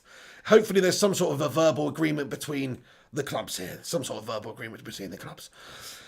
Okay then, folks. Nice one. Let me just check with my guru Meister, Matty the Rush Meister, here to see if there's any more pressing transfer news information. Quite interesting. Sky Sports are reporting that Dan James wants Manchester United despite Leeds' loan bid. So, of course, Leeds have been reported to have put a bid in for Daniel James to join them for this season on loan with an option to buy in the future as well. And we're just waiting, I think, to see what sort of business we can get done in this window. Obviously, you don't want to let Dan James go if you can't get Jadon Sancho and you're going to be really light on wingers. So I think that's a possibility this window, but I don't think it's one of the most realistic departures. But it might happen. It might happen. You never know. But Sky Sports are reporting at this moment in time right now that Dan James has told Ole Gunnar Solskjaer that he wants to stay at Manchester United and fight for his place, despite a loan offer from Leeds. Leeds have remained in contact with Manchester United while James's future is decided, although his situation is likely to be reassessed if Solskjaer can secure the new signings he wants. United are still in the market for a winger, with Jadon Sancho top of their wanted list, although Borussia Dortmund want £108 million for the forward, who has started both of his side's Bundesliga games this season. James started United's Premier League opener against Palace last week, but was left out of the matchday squad in Saturday's 3-2 win at Brighton. Leeds agreed a deal to sign James. See, this is where it gets very interesting. Leeds agreed a deal to sign Daniel James from Swansea on the last day of the January 2019 transfer window. But talks over a transfer ultimately broke down, despite the winger travelling up to Elland Road for a medical. So Dan James actually went up there for a medical. He was ready to sign, but something broken down obviously at the last minute and he never signed for them. So pretty interesting. So in January 19, just 6 months before United signed him, he was due to go and sign for Leeds United. So there is that interest there. Bielsa obviously wants Dan James. There is that loan move possibly on the cards for Daniel James. But it all hinges, in my opinion, on if we can get Jadon Sancho through the door or maybe even another backup winger. There's talk of some other backup winger coming in, whether it's Ahmad Traore, that 18-year-old Atalanta winger, Perisic or Douglas Costa, or somebody else as a backup. Somebody else as a backup, Ismail Assar. But probably not if Jadon Sancho is coming. But look, so he signed on a 5-year deal last summer with an option for a further year in an £18 million move. I think it was reported at 15 at the time, wasn't it? Maybe there was 3 million in add-ons or something. But anyway, £18 million move from Swansea, which made him Solskjaer's first signing as United boss. So Daniel James was Solskjaer's first signing. And we are really struggling to get rid of players right now. So maybe he would go out on loan. And the problem is we don't have the depth there to deal with much injury issues out there on the wide position. So would you loan out Daniel James? Smash a 1 if you would loan out Daniel James. Smash a 1 in the live chat if you would loan out Daniel James. Diddley Squat says James is worthless. Get rid. That's a little bit harsh, Diddley Squat. Hey, Chris Wilsing. How you doing, Chris? Yeah, James is ultimately, I'd say he's a little bit... he's not exactly worthless. He's still only 22. He's a very young guy ultimately. So, but so Gungshi doesn't want him loaned out. Fair play to you. Apparel Brick says no, don't loan him out. Jamie Jones says no, don't loan him out. Inkwell Flood says I guess I just joined the pig pen. 1 in Dan. It's that Kyan just said who wears the trousers, me or you? It's definitely you. Definitely me. Yeah. Oh yeah. Oh yeah. Definitely Mr. P. The missus is a melt. I definitely wear the trousers. Wet lettuce, mate. Right. I'm joking. I am not even going to leave you half a cherry big one. I'm going to eat the lot. Anywho, look. Yeah, nice one. Vincent Bullock says, yeah, but not Leeds. That's a fair point. You see, you don't have to just loan him to Leeds United. Like, why would you actually... I was saying that earlier in the vid today. It makes no sense to actually loan this guy to a football club that is your bitter rivals and they've just come up to the Prem. Why would we want to help out Leeds United in any capacity whatsoever? So I totally get that. Like, I kind of think, yeah, we could do a loan him out. It could do with getting some game time. He's never really gonna really get much game time at United, I don't think, especially if we sign Sancho. So it makes a lot of sense to get rid of him out the club for a year, get him game time, get the experience, hopefully come back a better player. But not at bloody Leeds United, not a pig in Leeds. No, yeah, Ellie said she's disappointed. No, it's definitely Mr. P that wears the... Oh, you know it. You're a dirtbag. Hasib Kamal says, loan James for this year so he can get first team experience. I think it makes a whole lot of sense, doesn't it, everyone? Get him out the door. Just on a loan capacity, we've got him for a 5-6 year contract ultimately. He will be a good backup player. He does have pace to burn. He's ridiculously fast, man. He's like some sort of, I don't know, like a ferret on smack or something like that, or crack. You know, he's like a proper amphetamine ferret. That's what Daniel James is. He's just going for it, isn't he? He's so rapid. But the problem is, he's also got the skill and the vision and execution of a adrenaline-riddled, ecstasy-prone ferret. That makes no sense, but anyway, whatever, you know what I'm saying. He's crazy. You know, like that, what's that squirrel in Ice Age? That's sort of like, that's Dan James's spirit animal. That squirrel. That's Dan James's spirit animal. Scrat, did you say his name is? Yes, Scrat from Ice Age. That is basically Dan James's spirit animal. He's constantly chasing the nut. He's constantly after that nut. And just when he thinks he's going to get that nut evades him. That's basically Daniel James out there on the football pitch. That's so true. And who does that make Ole Gunnar Solskjaer? The mammoth? Or something? I don't know. Is it Sid? I don't know, but anyway. No, that's the... Anyway, for any Ice Age fans out there, Dan James is Scrat. That's what I said. He's constantly chasing the nut, but he can't never get it on target or whatever, you know. But anyway, he's a good young lad. He's a good young lad, and hopefully he'll come good. And hopefully in a couple of seasons' time, he'll be really good, because he hasn't had a lot of top-flight experience. He's come up from the Championship, where he was really impressive. He impressed me for United in his first couple of months at the club. He's just not really ever had that top-tier experience to be able to go on and do a whole, get so much improvement under his belt, and he hasn't really warranted being in the side for an extended period because of his performances also. So it makes it very difficult for Ole Gunnar Solskjaer to select him. So he's just a backup. He's going to have to be a backup this season on that left-hand side, or simply put, go out on loan, but hopefully not to Leeds. Vincent Bullock says they don't like pigs in Leeds, they like sheep more. There's someone called Wet Lettuce saying, I heard my name when you referred to me. Wet Lettuce, what's going on, Wet Lettuce?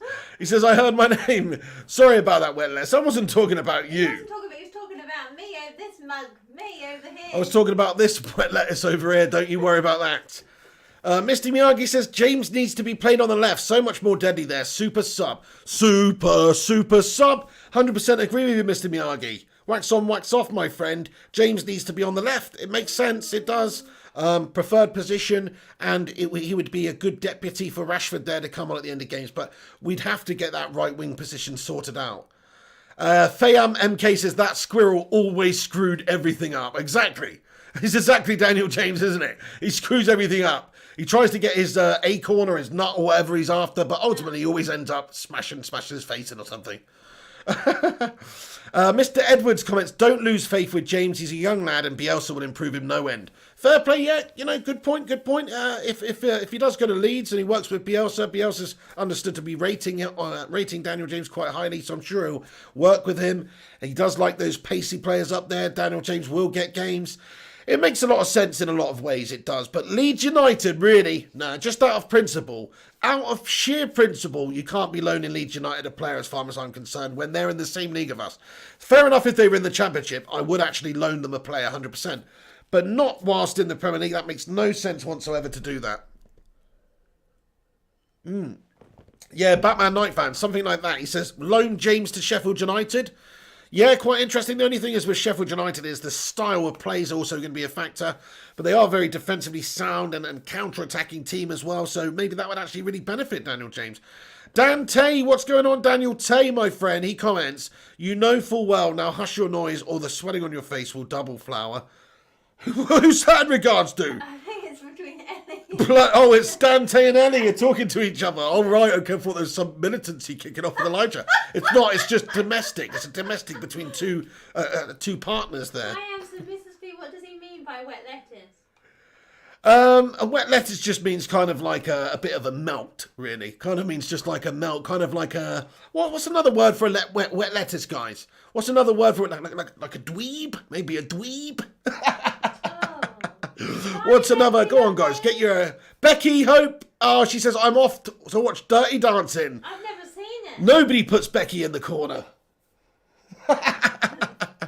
She's never seen it. She doesn't have a bloody clue what I'm on about. But oh, okay, yeah, nice one. But anyway, that's you have a good one, Becky. Thanks for tuning in. You're a legend. She's like the wind through the trees. Oh, I love that song. I love that song too. Eddie said, I'll knock his teeth down his throat. He knows it. Brilliant. Look, check this one out. Brighton and Hove Albion, the Seagulls is in a comment saying, United are cheating scumbags. Fact. Everybody stick your laughy face emojis in the live chat for PNHA, the Seagulls. You got smashed up. Okay, you didn't really. You were very unlucky. That's very classless of me. But you're the one coming in here chatting shit, my friend. So that's what we're going to do. We're all going to have a laugh at you because you lost the game. But no matter how bloody good you are and how much you think you're Brighton and owner and Graham Potter's a good manager, you still lost 3-2, yeah? VAR got the right decision there. So, sorry, Brighton and Hove Albion lover. I know you're obviously very disappointed to lose that game, but that's football. You don't get no prizes for smashing the crossbar or smashing the post, mate. Do you know what I mean? This isn't bloody croquet or anything like that shit. Even if you did that in croquet, it wouldn't bloody count. You have to get it through the sticks, mate. Everyone knows that. So, yeah, you don't get any prizes for smashing the upright, mate. Okay? You're having a mare. Look at all these crying face emojis for that Brighton melt. There he is. He said Man United had 15 players on the pitch. No, we didn't, my friend. What were you smoking, my friend? That might explain a few things. But no, we definitely did have 15 players on the pitch. The VAR decisions, in my opinion, all were absolutely spot on. You had that absolute diving Pratt up top there. Just unfortunate that Trossard couldn't hit the side of a Renault Espace if he was stood outside the bloody front door of it, my friend. You know what I mean? So don't be blaming Manchester United and saying, oh, they had extra officials on their side and they had 15 in their team. That's BS. All the decisions were correct decisions. You know, you had a complete diving melt up top there who kept having a complete melt up. Lucky he didn't get sent off, really. I thought all the decisions were correct anyway. Cress Welsing says United shat on the Seagulls from a great height. Ironic. Yeah, to be honest with you, bro, we did kind of feed you that metaphorical hot chip there, which sort of, you know, which choked you, to be fair. The metaphorical hot chip. I love your laugh, you know. Batman Night Fan says your man handballed it. There you go, Maguire. He's got his header on target. And what has caused his header to deviate from his original destination that it was going to? It is the arm of, was it Mopé now? Yes, it was. It was the arm of Mopé. And that's what you get. Oh, that's what you get, Neil Mopé, for doing this. What a tit. Sorry, bro, but you're asking for that one. He says United were diving all over the pitch. No, we weren't. We seriously weren't. You were diving all over the pitch, mate. Was it Collins? I can't remember who it was now, but there was, yeah. Collins, wasn't it? It's diving all over the place like a tit.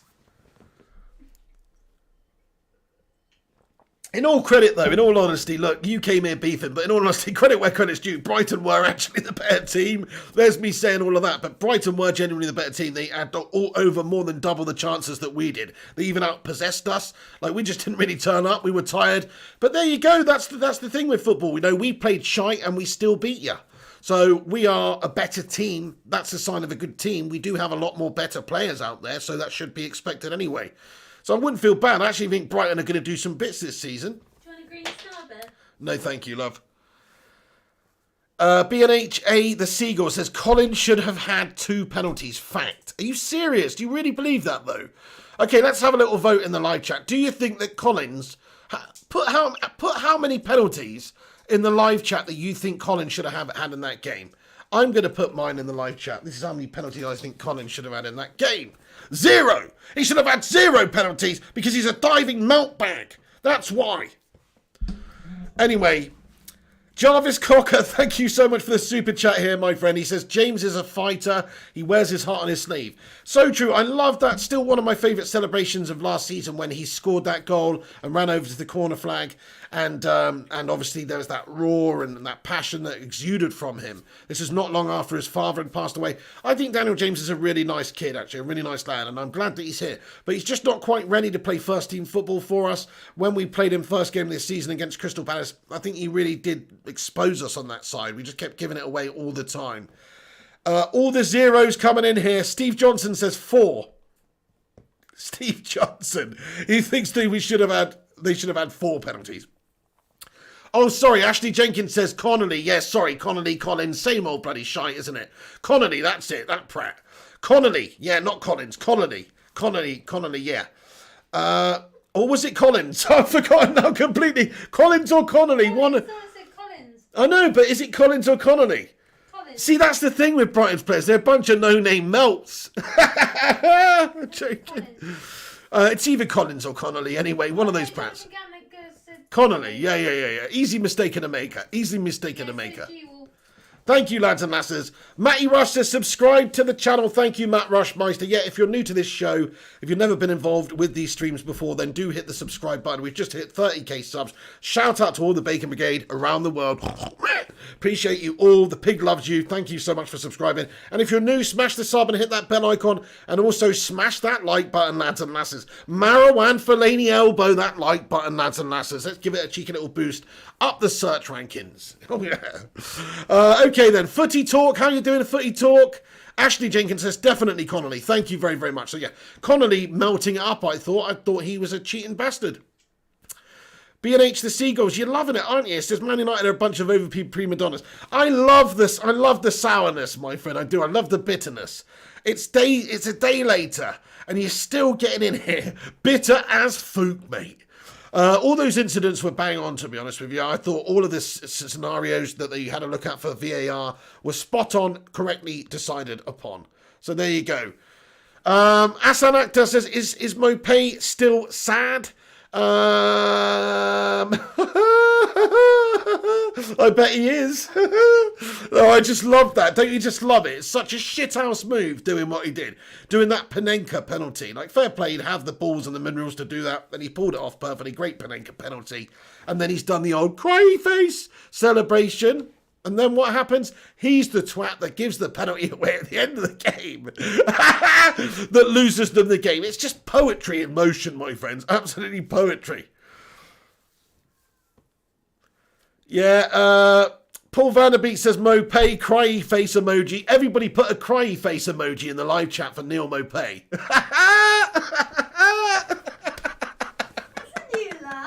I just find it fun. It's just an over-exaggerated one. Steve Johnson, thank you for the super chat, Stevie Johnson. He comments, finally not working. Yes! Be safe all. 5 pence. You got the Sunday off of you, Steve, you legend. Great to hear. Thank you very much for getting in here, Steve Johnson, you top lad. Be safe all. 5 pence. Stevie Johnson, what a legend. Thank you so much for getting in here with that, Steve. I hope you are doing well. And I'm glad you've got a day off as well, mate. Honestly, you need one, pal. You need, all work and no rest makes Eddie Woodward a fried potato. No, that's not the expression. What is it? All work and no play makes Jack a dull boy. That's it, yeah. Yeah, thank you for reminding me, Vincent. But look, I actually forgot to hit the like button again. Oh, you forgot to hit the like. Oh, my God. Yeah. Okay, so let's have another look at the updates here. Matty the Rushmeister giving me some information here. Jamie Jackson has responded to somebody asking in regards to Jadon Sancho. He's Manchester football correspondent for the Guardian Observer tonight, and he's simply come out a few minutes ago and said, all I can tell you at the moment, sir, is that Man United still believe there is a chance. So United definitely still in for Sancho at this stage. All the major outlets are reporting this right now. The United are pretty much preparing another bid. So we'll see if it comes in. We'll see if it happens. Hopefully it does very, very soon. But if not, then, United are melting. We need to at least go and have a try to get him. It would be ridiculous to have waited all this time throughout the window and not pursued other targets if we weren't at least going to go and have another stab at Jadon Sancho. So we need to get Jadon Sancho in. That's just an absolute no-brainer. Let me just have a look at this real quick. But yeah, I do think that United have about a 40% chance of bringing him in there. Oh,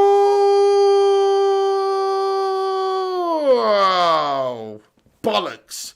So Fabrizio Romano just tweeted a minute ago, here we go, I thought it was going to be a here we go tweet or something like that, but it's not. This is what it says. Thank you, it's a 1 minute ago. Shout out, by the way, to somebody, who was it? Ryan Burberspin9, thank you so much, and also Matt Rush as well, for letting me know about this tweet from Fabrizio Romano that's just come out now. Appreciate it, everyone. Breaking news. Alex Telles and Manchester United found an agreement on personal terms. Tonight also on last details and agent commissions. Ooh! MUFC are in talks with Porto about the fee. Oh! Man United also have a plan B. Oh! Bloody hell. Same old bullshit then. So Alex Telles to Manchester United. We've agreed personal terms. Tonight on the last details and agents commissions, though, that's good. So we agreed personal terms, but now we've also agreed the last details of the personal terms and the agents commissions. So that's all done and dusted. So that is more progress, I guess. But we are still apart with FC Porto for the valuation or the transfer fee involved for Alex Telles to Manchester United. That is it. Fabrizio Romano's just tweeted, give us an update, say that more details are basically done and dusted now in terms of the agent fees and things like that, and final personal terms agreed. But actually, that's not the case. That's not the case. John O'Denton says copy and paste. Let me do that, actually. Let me copy and paste. That's a good shout.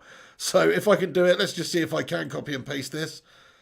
Here's the top part. So Fabrizio Romano. That's a good idea, actually. I've never really thought about doing that. Just copy and paste in here so you guys can see it. Boom. Oh, no, it's too long. Never mind, it's too long. That didn't work out. I'm not going to be sitting here editing tweets and shit like that. But anyway. So that's interesting. Just a slight little update on Alex Telles. We've agreed personal terms, and we've also agreed the last details on agents' commissions. MUFC are in talks with Porto about the fee, and Man United also have a plan B. So if we can't get the deal done, then we have a plan B. Who's that? Tagliafico, maybe? I don't know. Also, in the same tweet, he says, in regards to Sancho, still the same, 120 million euros or nothing. Borussia Dortmund have not received any new bid. So still the same with Sancho, as we understand. We do understand that United are about to ready and table a new bid.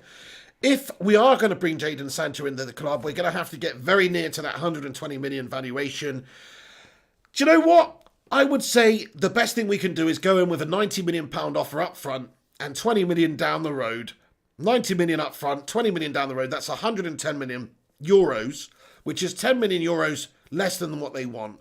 And maybe get the deal done that way. That seems like a very reasonable offer to make, rather than the offer we were making previously, which was not really palatable enough for them, with too much over a course of a few years and only 60 million up front, I think it was. But if you were prepared to pay them 90 million euros up front and 20 million euros in a year's time, you could probably get Jadon Sancho done.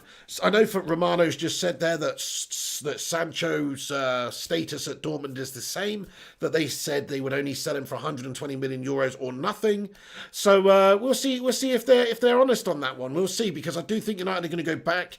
I very much doubt we will be buying him if that's the price, because if we were going to spend 120 million euros on him, we'd have done it at the start of the season, wouldn't we, or the start of the transfer window, rather than fanning around until this late. So the only way we're going to get him now, I think, is if we, and just for ego purposes, you know, Eddie Woody Woodward and these twats, they've got massive egos. They don't want to be seen publicly getting bent over here. So they probably will not spend 120 million on Sancho. They'll probably have to try and get him for a little bit less. That's my biggest concern, but that's quite interesting news from Fabrizio Romano in regards to Alex Telles, at least that there's a bit more progress taking place. So that's very good. A little bit more progress taking place in regards to Alex Telles. Finding an agreement on the last details and agents' commissions. So interesting stuff, guys. There's over 300 of you watching right now. Thank you to every single one of you guys for stopping by and tuning into the show. Smash the thumbs up button if you have not done so already. Leave a cheeky little thumbs up on it. That will help us out and help the show out. And get involved in the comments. Have your say. I'll be ducking into them and reading a whole bunch out. Jutaru Kuju, how are you doing? Says they need to end the transfer window in July.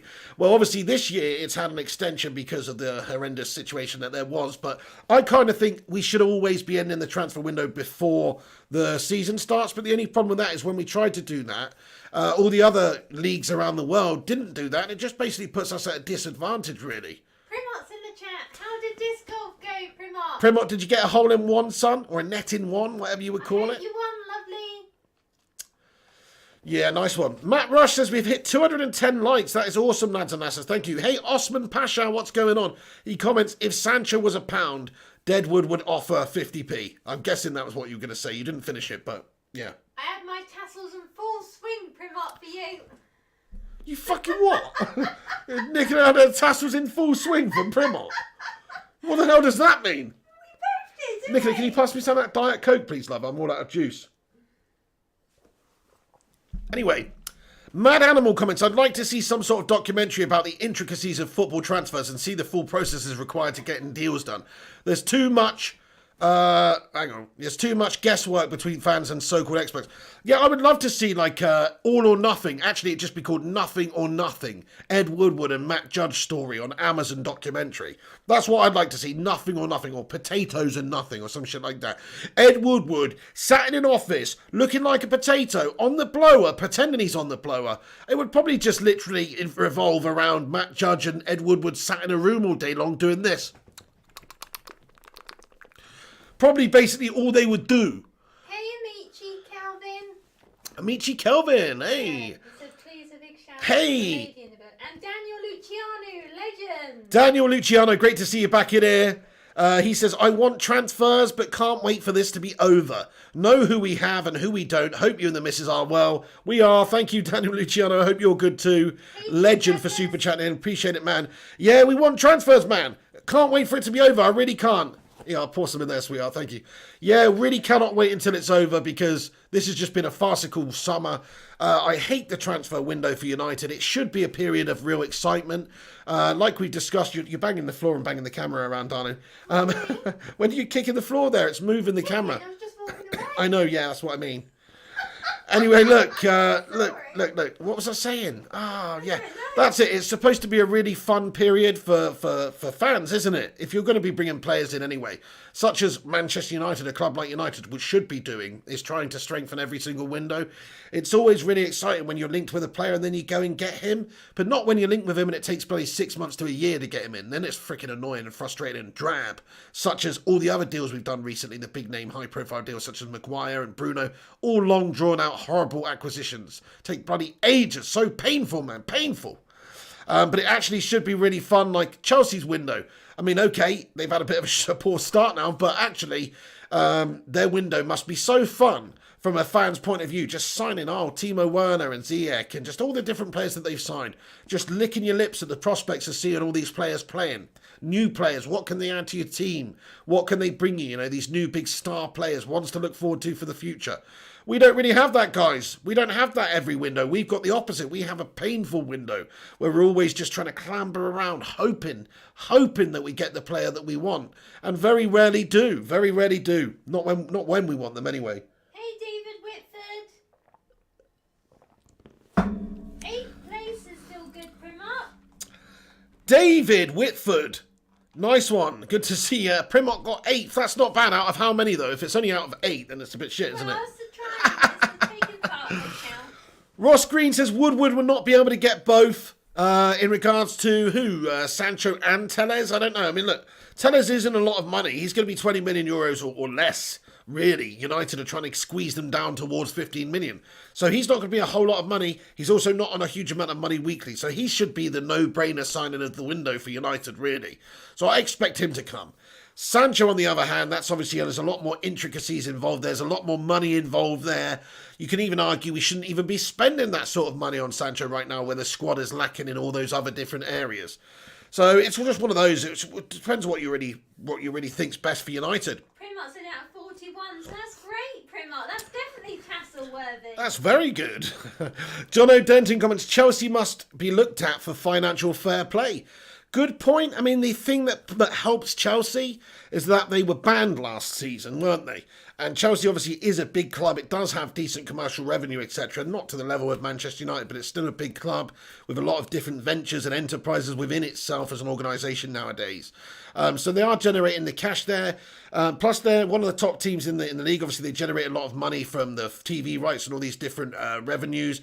And Chelsea, as a football club, you'll probably find that they can balance the book simply because they sold Eden Hazard last summer. They also didn't sign any more players because they had a financial fair play ban imposed on them, didn't they? They're definitely going to have to balance the books, but because they didn't spend for a whole year, they'll probably be all right. Bye, Dawn, lovely. Have a nice birthday morning. Happy birthday, Dawn, for tomorrow. Everybody put those balloon emojis in the live chat. Nice one, Ice Queen Gaming. Take care. Cherry Lofts comments, hi Flying Pig, where are you located? My guess is Wales. You're absolutely right, Bonnie lad. I'm in the valleys, my friend. I am from a little town called Clydawen Dog. And that's where I'm from. No. That's right, me little macarine from the Welsh Valleys, don't you know? He's a Dorset man. Oh, I'm from Dorset, Dorsetshire. He's a Farmer Joe. Mangashu 911 says Reservoir. I don't know the flavour, but Woodwood would be like the chip you left out and got all soggy and soft and gross. He is. He's always like the extra crunchy chip. You know when you like put one in the on the chip pan and you stick it in the oven or whatnot, and there's always one in the corner which just got like a really crispy black tip that's been burned. That's Ed Woodward. He's a burnt out potato. He's a burnt out potato, that man. Oh, I made some really nice cheesy chips the other day. Cherry Love says Dorset, lovely part of the country. Yeah, it's not too shabby. It's not too shabby down here though. Atrex comments pig. Hang on, where is it? Atrex says pig. What has happened to the Premier League? So many goals. Mental, mate. Let's have a look at the evening fixture tonight. Actually, I don't know what the current score is in that one or what it finished at. Well, West Ham beat Wolverhampton Wanderers 4-0. Bleeding heck! David Moyes doing some bits. Wolverhampton Wanderers spending the cash as well, or, you know, with a good team as well. You'd have expected Wolves to give them a much better game. People are not giving Ollie credit. There's a lot of teams that are starting sloppy and slow this season, and we're no different. He needs time to get these players back into sharpness and fitness. That's what we're looking at here. You're seeing certain clubs coming back fitter in better positions than other clubs that, even though they've got worse players than, they're just in a better state of fitness. Certainly that was the case for Brighton. So, yeah, I think that is a big factor. We'll see if United can improve over the next coming games. But a lot of goals today. City beat Man City 5-2. West Ham beat Wolverhampton Wanderers 4-0. There's a bunch of goals coming in here, I have to say, yeah. Jarvis Cocker says Fabrizio Romano mentions a plan B. Who is he talking about? I think he's talking about Tagliafico as a left-back option. Surely that makes the most sense. We were linked with Tagliafico the other day. He would be attainable for United. We do have a good relationship with Ajax. If we paid the money, I'm sure we could get Tagliafico. So I think it's probably Tagliafico, Jarvis Cocker. But at the same time, I think Alex Tellers would make more sense. Have a vote in the live chat then. Smash a 1 in the live chat if you would rather sign Tellers. Smash a 2 in the live chat if you'd rather Tagliafico. Or write the name of a different left-back that you would rather see Manchester United sign, and if it's realistic. But that's who I think he's talking about. Firearm MK says, Pig, do your best Liverpool accent, please. Okay. Primot, hold on. Primot's off. Bye, Primot. Mate, thank you so much for stopping by, mate, on my fucking channel today, mate. You're a top fucking lad, la. That's right, come round for one of me nan's scrans sometimes next time you're on the fucking Mersey, mate. Nice one, spot on, fucking, have a fucking good day, mate. That's how you do a Scouser, yeah? Anyway, Batman Nightfan says, Mrs. Piggy, hello. No, I said... Oh. Batman Nightfan said we both live in a bacon house, and I said it's a good thing we don't, because we both end up eating it. Yeah. Peter Coveney and Primo absolutely loving that one. Nice one, guys. Anyway, mate, yeah, fucking absolutely offensive accent this one, isn't it, lads? You've scratched me fucking car, mate. I've put me fucking car outside for 2 minutes, and some little fucking cunts have come up and taken the fucking wheels off it, mate. Sorry, the missus hates that word. Yeah, I don't. But they do use that word a lot. They don't say the C word like a normal word. They go like, a hunt. Like that. Hunt. Sorry, that's what they do, though. Sorry. Anybody who's swearing, if don't like the C word, I apologise. Anyway, sorry, guys. Right, anyway. Let's get on to it. But that is what it's like. Me and Mr. P love Galaxy Chocolate Batman Night Fan. Yeah, by the way, how to speak Scouse. If you want to learn how to speak Scouse, these are the basics. This is what you've got to learn so far. You've got to go like this every other word.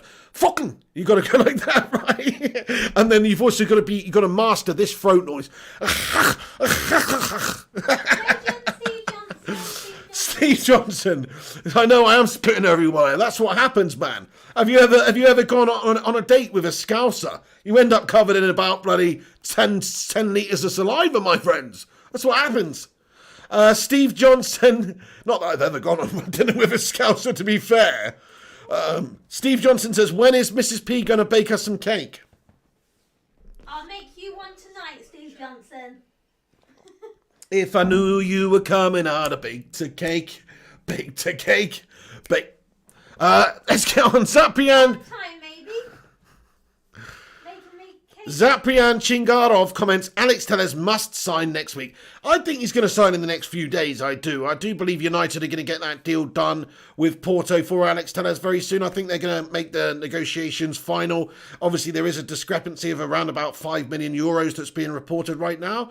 I think United will pay the money and get him in. Surely he's going to be the man that we bring in first. Jadon Sancho, that's a way off. That's not going to happen for a little while. That's going to be close to the end of the window if that's the case. Ellie, have a great evening. Thank you so much. I hope you feel better. Yeah, David Whitford says, can we see you in person, Mrs. Pig? I have been on the streams before, lovely. I will come on again soon. Bell6891 says, I like a flan. I've never had a flan before. Okay. What the hell? It looks disgusting, though. Who the bloody hell would have a flan? I saw one of those. Sabrina the Teenage Witch.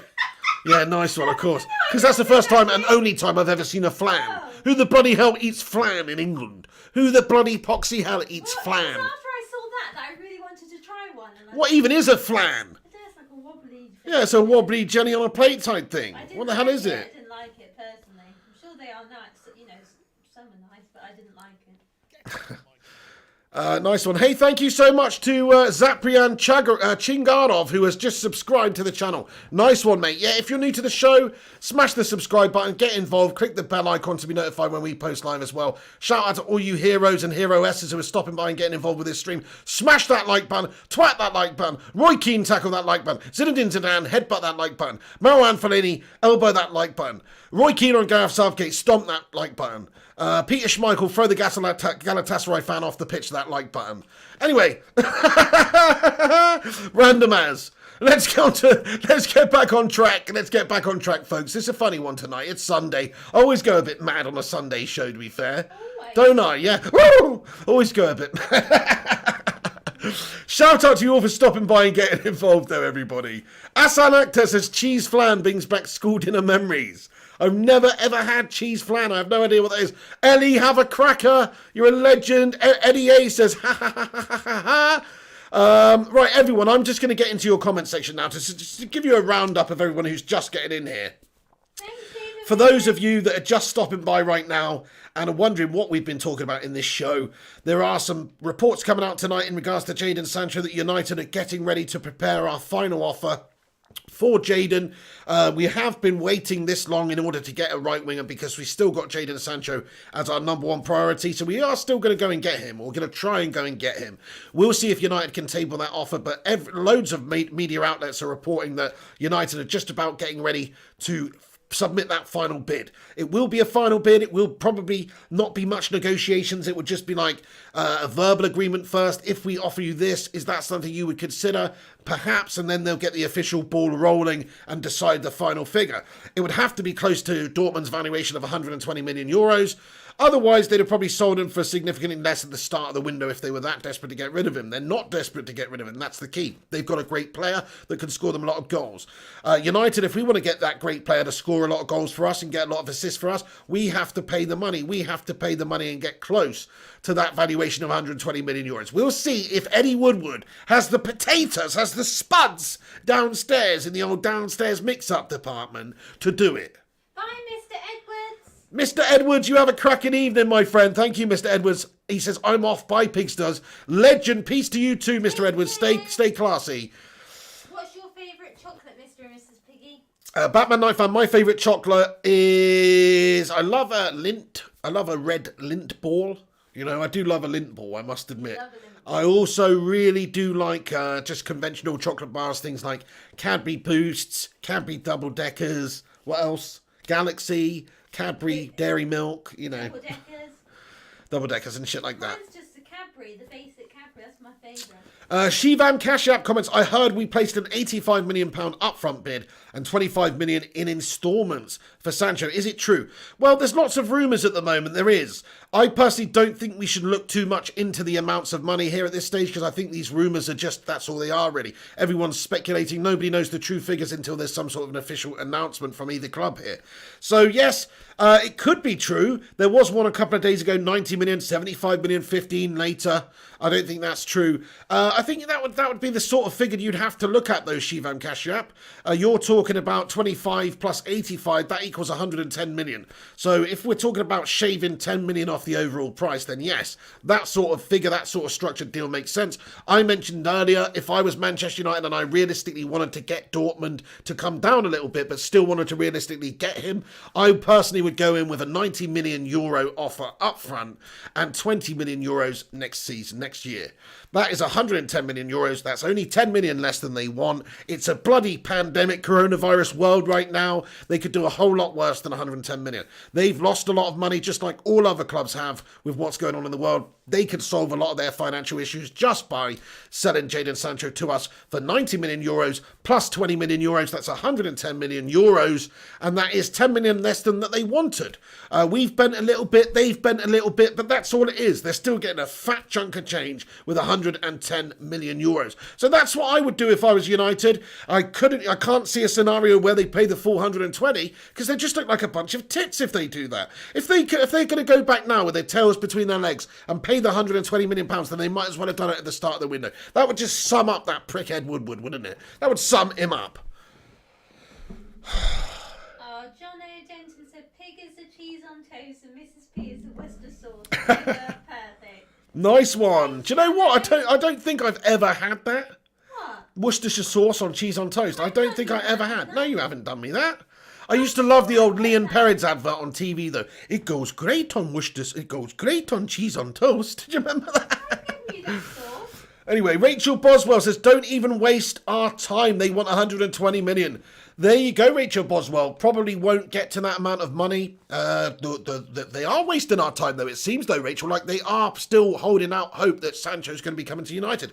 Otherwise, why wouldn't they have gone on to another right-wing target yet? Doesn't really make much sense. So they must be going back for Sancho. All the reports are saying that.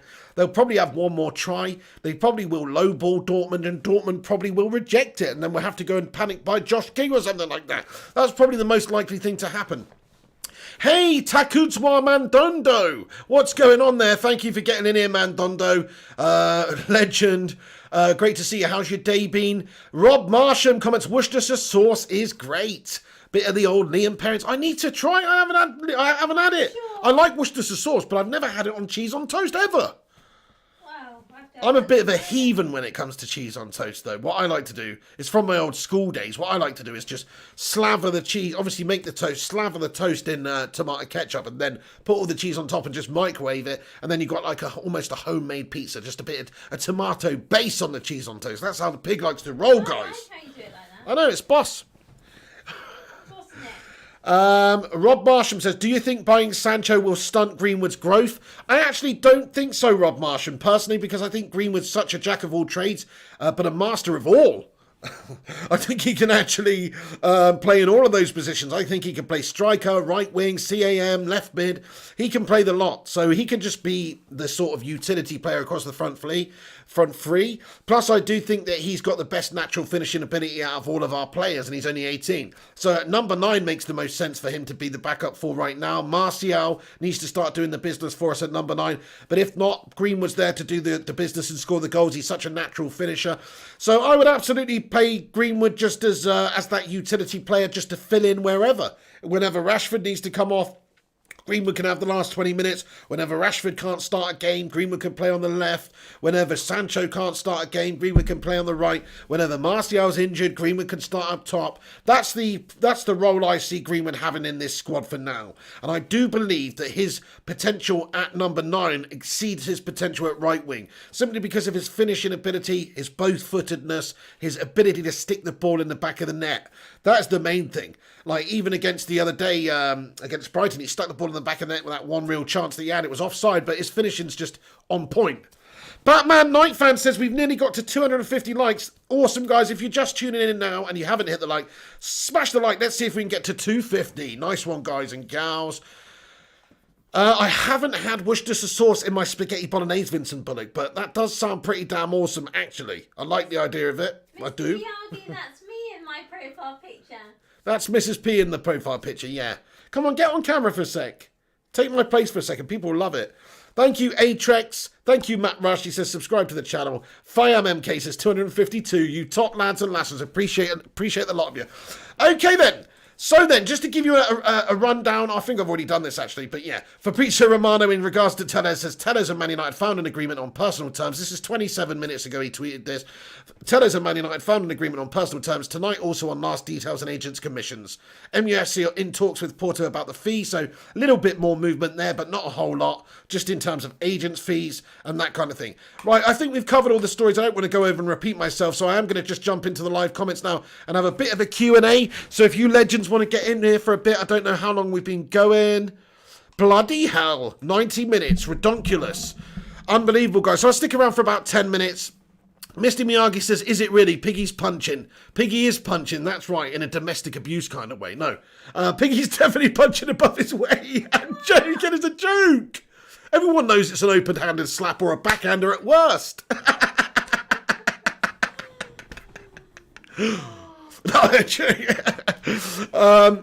But yeah, no, you're right about that one. She's a good one. She's a good one. 011 says, this is effing embarrassing. MU fans still lusting after Sancho. You are all aware that this acquisition will not address your most glaring weakness. So sad.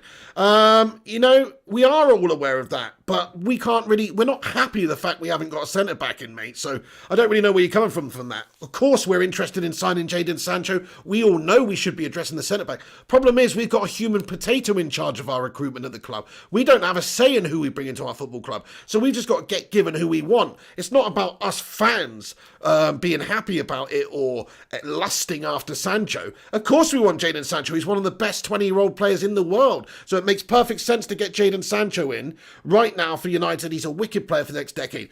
There's nothing wrong with lusting after Sancho. What there is, the other thing that you said, is the problem, is we're not addressing the position in the team, which is the biggest problem area, the centre-back position, or indeed some of the other areas. CDM is going to be an issue for us once Matic gets older, etc. Left-back, we still haven't got him in yet. It does look like we're addressing that. So I can see what you're saying, but I also just don't agree with you, because we should be lusting after Sancho. We should be expecting nothing less than one of the world's best players in the future, a generational talent coming into this football club. Those are the types of signings we should be making. We should be filling the puzzle pieces with world-class players. We shouldn't necessarily be spreading them over and getting different players in different positions unless we can actually get a world-class player there. We don't want another Victor Lindelof, do we? We want to make sure we get the right player there. I do think Upamecano would be a great addition, but if that means you can't get Sancho, then you're missing out on Jadon Sancho, aren't you? So, I don't know. Vincent Phillips said I look like the one out of Paramore. Oh yeah, somebody else said that as well. What's her name? Hayley something. Steve Johnson with a super chat says 90-minute stream, penalty soon for United. Yeah, that's in the 99th minute, isn't it, Steve Johnson? Get in there. Oh, yeah. Jim Joe Bobby says, keep your eyes on Borussia Dortmund's next game Wednesday versus Bayern. Oh, interesting. Maybe we should watch that game. It'd be quite interesting just to do a bit of scouting. Maybe we should actually watch it on the channel. Let's have a look at this one then. Mad Animal comments, what's your favourite goal ever scored at Old Trafford? Mine was Scholes versus Barca en route to Champions League glory.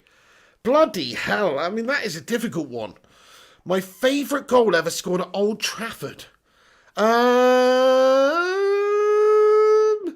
Crikey. I don't know. I mean, there's just so many that I can't even, there's not even one that's coming to my brain, mate. There's just too many. But good question, though. Get yours in there. Oh, yeah, Amici Kevin says Rooney's overhead kick. That's got to be up there. Of course, against City in the last minutes of the game, that overhead kick, that was unbelievable. It's got to be right up there. But there's so many other ones as well. Which are brilliant. I'm just trying to think, what about Cantona's chip? Cantona's chip in off the upright. Pretty sure that was Old Trafford. That's the thing, I've got a shit memory. Anyway, guys, yeah. Look at all these people tuning in. Thank you for stopping by. Leonardo Di Stefano says, Mrs. P, get out on the camera. Pig, get her on the camera. Come on, Mrs. P. I will do soon, Leonardo. You always say that, but you don't. I have done... We'll just do it now then. Sit on the camera for 2 minutes. I'm in bed, everyone, now. David Whitford says, yes, Rooney's overhead kick, yes, absolutely. Vincent Bullock says, mine was Robin Van Persie's against Aston Villa to win the league, and I was there. Mate, that was an absolutely sick goal, wasn't it? Absolutely, that was incredible. Batman Nightfan says, just tweeted your video. Batman Nightfan, thank you so much. Appreciate everyone who shares these vids on Twitter as well. You're a bunch of legends. You can follow me on Twitter at Mr. Flying Pig HD. Links are in the description to the social accounts as well. Also, we're on Instagram and Facebook at Flying Pig United. We've got a website, flyingpigunited.com. So check it out, lads and lasses. Nice one. That was a good one, Tekudwa Mandondo. He says, mine versus City by Scott McTominay last season.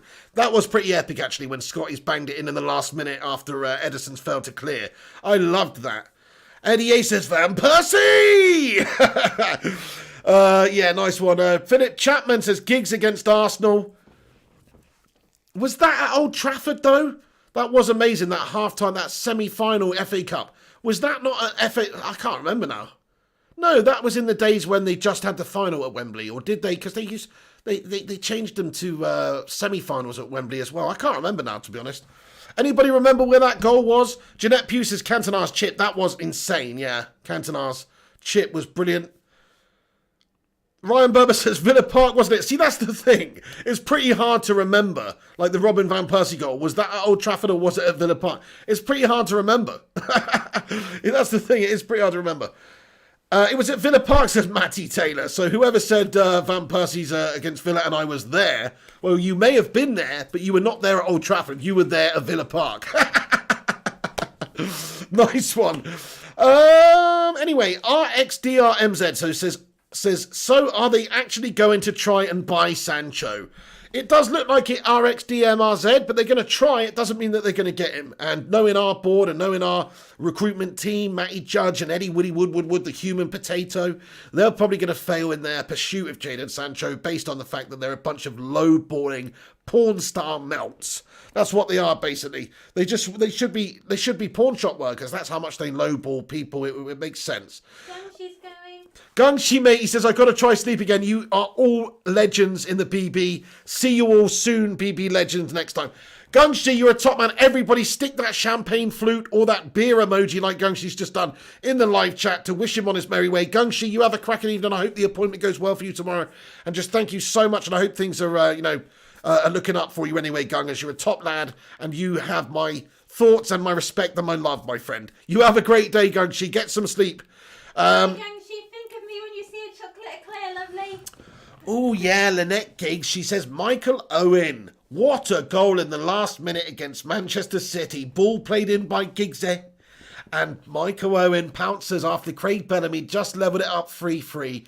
I remember watching that game and absolutely having an unbelievable mangasm. It's such a shame that this channel wasn't even going back then because some of those days. Think about, I remember the 2008 Chelsea Champions League final going absolutely mental during that penalty shootout. You guys would have bloody loved it on this channel.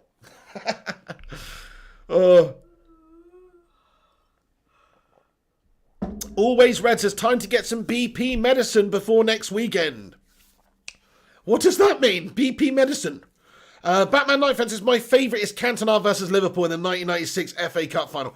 Oh, is that the one where he takes the back step volley? Is that one? That is sick. Is that the back step volley in the last minute? Yes, Batman Nightfan. If it is, that one's absolutely sick. How does he score that, by the way? He literally has to, move his body, he has to readjust his feet and take a backwards step whilst volleying forward at the same time. Absolutely sick goal, that one. Cantona was the Don. Rossard Nicholas says, Brown against Paul. Good shout, good shout. Who remembers John O'Shea's chip as well? That was pretty sick. Rossard Nicholas says, O'Shea against Arsenal. Amici Calvin says, oh, I just broke my screen. What the hell? Oh, no. Oh, Amici Calvin, how did you do that, bro? That sucks.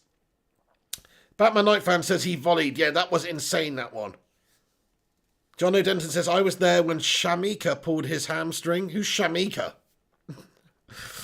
Jarvis Cocker says, Paul Scholes Thunderbolt against Barcelona. Yeah, that was pretty special as well. Eat, Sleep, United Repeat says, backstep volley and just knew it was the king. Absolutely. That backstep volley from Cantona FA Cup final, that was absolutely mesmeric, wasn't it? Not many players could pull that off, I don't think, that backstep volley. That was sick. Anthony Marcio says, Pig, I missed you today, been working all the day. Dude, thank you for getting out there and working, dude. You know, at this time, wherever you're watching from in the world, you're much appreciated, and thank you for doing it, dude. Yeah, you know, glad that you've found your way in here now. You can always catch up. I understand, obviously, people can't watch these streams all the time when they're working, so no worries. Just great that you found your way in here, Tony Marcio, lad. Taz says Rooney versus Newcastle. Oh, that super sick volley. That was something else, yeah, that was something else. And Lucy Galbraith, yeah, says Rooney overhead kicks versus City. That's probably got to be it, doesn't it? That's probably got to be it. Rossard Nicholas Berbatov assist Ronaldo. What, the Berber spin? The Berbatov spin, was it? Yeah, that was sick. Nice one, lads and lasses. Hey, there's over 350 of you right now. Hit the like, get involved. We're doing a Q&A at the end of the vid now. If you want to get all the latest news, you're probably going to have to start at the top of the video. But we'll just stick around for a couple more minutes. I don't want to be on here too much longer. We've been going for ages now. And obviously, you're probably sick of the sight of me now. So we're going to get this finished soon. But let's answer a few more of you legends' comments. Have your say. Get involved in the live chat for the remainder of this vid. And I will try and read as many out as possible. Cheers, everyone, for watching. Taz says Ronaldo versus Daniel James. Firearm MK says, Pig, would you give it Giggsy to end of the season? I'd give it Giggsy to end of the season. No, I wouldn't, man. There's no need for Social to go anywhere right now. I am Neil says, Patrice Evra's goal. You know which one I mean. Oh, that absolute volley thunderbolt. Is that the one? Oh, no, hang on. I'm thinking of Raphael's goal, aren't I? Sorry. Do you remember that volley Raphael scored from the right-hand side of the pitch? It was just an absolute unbelievable thunderbolt rocket. Who remembers that one? That was insane. Jarvis Cocker says Macheda's winner against Villa was epic. That was absolutely unbelievable. I remember being in a pub in Bournemouth watching that game and just going fucking mental. And there was all these Aston Villa fans there. It was funny as, and they were hating it. I was pissed as well and just being a twat. But anyway, Aaron Homer, not in a horrible way, but I was just literally a bit over exuberant when we scored that goal. It's understandable. It's understandable. Thank you, Aaron Homeyard. He says, smash that like, peeps. Appreciate it, dude. Amici Calvin says, is Ronaldo a true legend of United? I mean, look, he's got to be, really. He scored over 30 goals for us in a season. He won the Ballon d'Or whilst at Manchester United. He won the Champions League whilst at Manchester. I think he qualifies as a legend. I don't think he qualifies as the most legendary legend because he wasn't here for the entirety of his career. There's no way you can compare Ronaldo's career and his achievements at United to that of Giggsy, say. Giggsy's obviously a way bigger legend. Keno, Cantona. You know, even though Cantona was here for a lesser amount of time, his period of time there was so iconic. We won, what was it, five Premier Leagues out of 6 seasons, or 4 Premier Leagues out of 5 seasons, one of those. Very influential, even though he was there for less time than Ronaldo. His time was like the proper catalytic force for us winning stuff, so he's held in a higher legend. It's not always about time, it's also about impact. You know, like people will say, oh, Robin Van Persie wasn't really that good because he was just here. He had one great season, and you know, but really, he encompassed everything that we wanted about a United player that season, and he fired us to the title that year. So he, to me, is a legend, but he's not a legend like Giggsy or a legend like Edwin or a legend like Schmeichel or one of these guys, but he's still a legend. So there's varying degrees of legends, my friend. Is he Solskjaer scoring the winner in a Champions League final legend? No, absolutely not. But is he still a legend? Yes, he is. Steve Johnson says Mark Hughes more of a legend. Well, Sparky was a great player as well. He's another one who doesn't get the credit. He was a top-class player back in the day. Taz says one guy we should not forget is Vidic. Absolutely. Vidic and Rio, still the best centre-back partnership I've ever seen in my life. I'd say that to this day, whichever team you want to talk about. I just think they were so solid. I mean, yeah, you can say your PKs and your Carlos Puyols, that was pretty damn good for Barcelona. You can say your Maldinis and your Berezzis or whatever. Yeah, all fantastic. But realistically, Vidic and Rio, in my lifetime, having watched the Premier League, just absolutely amazing, weren't they? Brilliant. Alkan Mahmoud comments, why is Mata at United? Well, he's obviously an experienced talent. He's a great player. He's contributed a shit ton to Manchester United over the last years that he's been here, since Moisey brought him in that January in 2014. He's been here for 6 years and his stats are impressive. I'll tell you, let me go and have a look at Juan Mata's statistics for you and just show you why he's still here. Now, I understand what you're saying. He's old. He's not that good anymore, blah, blah, blah, yada, yada, yada. He's not a winger, guys. Imagine being Juan Mata, this slow, unphysical little player who's got, like, he's pretty timid, really. And sticking him on the wing where his job is to try and beat players. He can only do one thing. He's got to cut inside or he's got to wait for that overlapping run from a right back. And it's not ideal. Juan Mata shouldn't be playing there. He should be playing in the hole. He shouldn't be playing in that position. It makes very little sense to do that. Bye, Aaron Homeyard. Aaron Homeyard, have a cracking evening. Same to Mary as well. Thanks for stopping by, Aaron. Take care, You Mary. legend. Take care, lads and lasses. Thank you. You've been streaming almost 2 hours. Almost. I don't know. I need to get off the stream, don't I? It's just hard. Sometimes I try.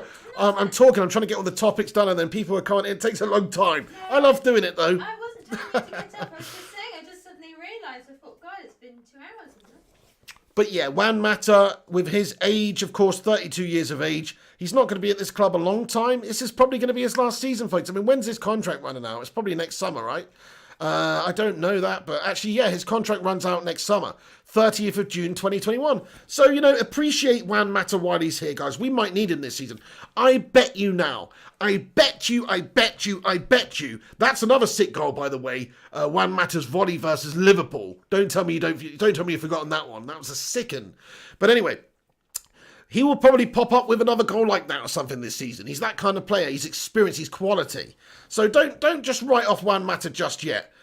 A big shout out to Jono's great aunt who turned 95 yesterday. Mate, happy birthday. 95 to Jono's great aunt. That is sick. That is a proper good innings. Put that champagne flute in the live chat for his granny. Yes. Right then, okay, so Juan Mata at Manchester United. These are his statistics, right? Overall, in all competitions since 2014, Juan Mata has played 256 games for the club. That's all appearances in all competitions, including that of a substitution appearance. So 256 appearances for Manchester United, 49 goals, 44 assists. Now, I would say that's pretty damn respectable. That's certainly levels above Jesse Lingard or anybody like that. I mean, look, 256 appearances, 49 goals. So that's a goal every fifth game. Basically, 1 in 5 games, Juan Mata will score you a goal. He was pretty lethal from free kicks a couple of seasons ago when he was our free kick taker. He was regularly popping them in. 49 goals and 44 assists. So he's basically contributing a goal every, just under every 3 games from either being a goal or an assist. Now, it's not amazing stats, but it's certainly very decent, very respectable stats. Very good stats indeed here. So let's have a look at the stats throughout his career as another club as well, Chelsea. Before he came to us, 135 appearances in all competitions for them, 32 goals, 58 assists. He was incredible for Chelsea. He won their Player of the Season 2 years in a row before they sold him to us. So we were buying a good player at the time. He's just older now. He's 32. He's not going to be as effective as he was. So I get it. He is almost surplus to requirements, but he's not quite there yet for me. He might as well leave on a free at the end of the window, if you ask me. Nobody's coming and paying big money for Juan Mata right now. It is piss poor that we're paying him a couple of $100,000 a week or whatever at 32 to have the impact that he's having now. But don't blame Juan for that. Blame our shite board for our shite contract structure and everything and giving players too much for too long. But I actually think those stats for Man United are very good for Juan Mata. Not going to lie, his stats are impressive. In the Premier League overall, when you consider Chelsea and United, 262 appearances, 50 goals, 62 assists. That's in the Premier League. So that's amazing. 112 assists and goals in 262 games. Very, very impressive stats, actually. Not bad at all. Batman Night Fan says, Mata is the man, I love him. But has he done it for a while for United? That's another question. If you look at the stats here, last season, he's actually got 5... Crikey, I mean, look at that. Just one competition I'm looking at. Last season, in a season we struggled in, the 2019-20 season. In the Europa League, Juan Mata played 11 games. He scored 2 and he assisted 5 in the Europa League for Man United last season. So 7 goals contributing in 11 Europa League games. Now in the Premier League, different story, but he wasn't really started in a natural position at all for him and often just used as a sub. 19 appearances, only 2 assists. So not fantastic in the league, but Europa League, when he's given the game time, when he's probably played in the hole, he's getting the assists and he's creating and he's scoring. So I think he can still offer us something. Bell6891 says 100k a week for Mata is too much. Well, maybe now you know, he's definitely on too much money. John O'Denton says, we love to waste money. It's true, we do.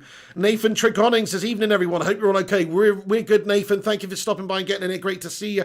Ryan says, hi, Nathan. Mrs. P says, hi, Nathan. Stephen T.Y. says, Wan is a very smart footballer. He's slow, but the way he passes is perfection. He's just getting older now. So true. And actually, for Wan Matter, where being physical and being quick and being strong is not about his game, mentally and technique-wise, that's going to be the last thing to leave him. Wan Matter can still be effective at a good level until he's like 35, I think. Now, will he go on and play until that age? Probably not, probably not. But he's like a Paul Scholes type player. He's not Scholes, he's not the same player, but he's like, it's not about the speed, it's not about the physicality, it's not about the strength for Wan Matter. Of course it's not. He's a little diddy little bloke. He looks like Pinocchio, bless him.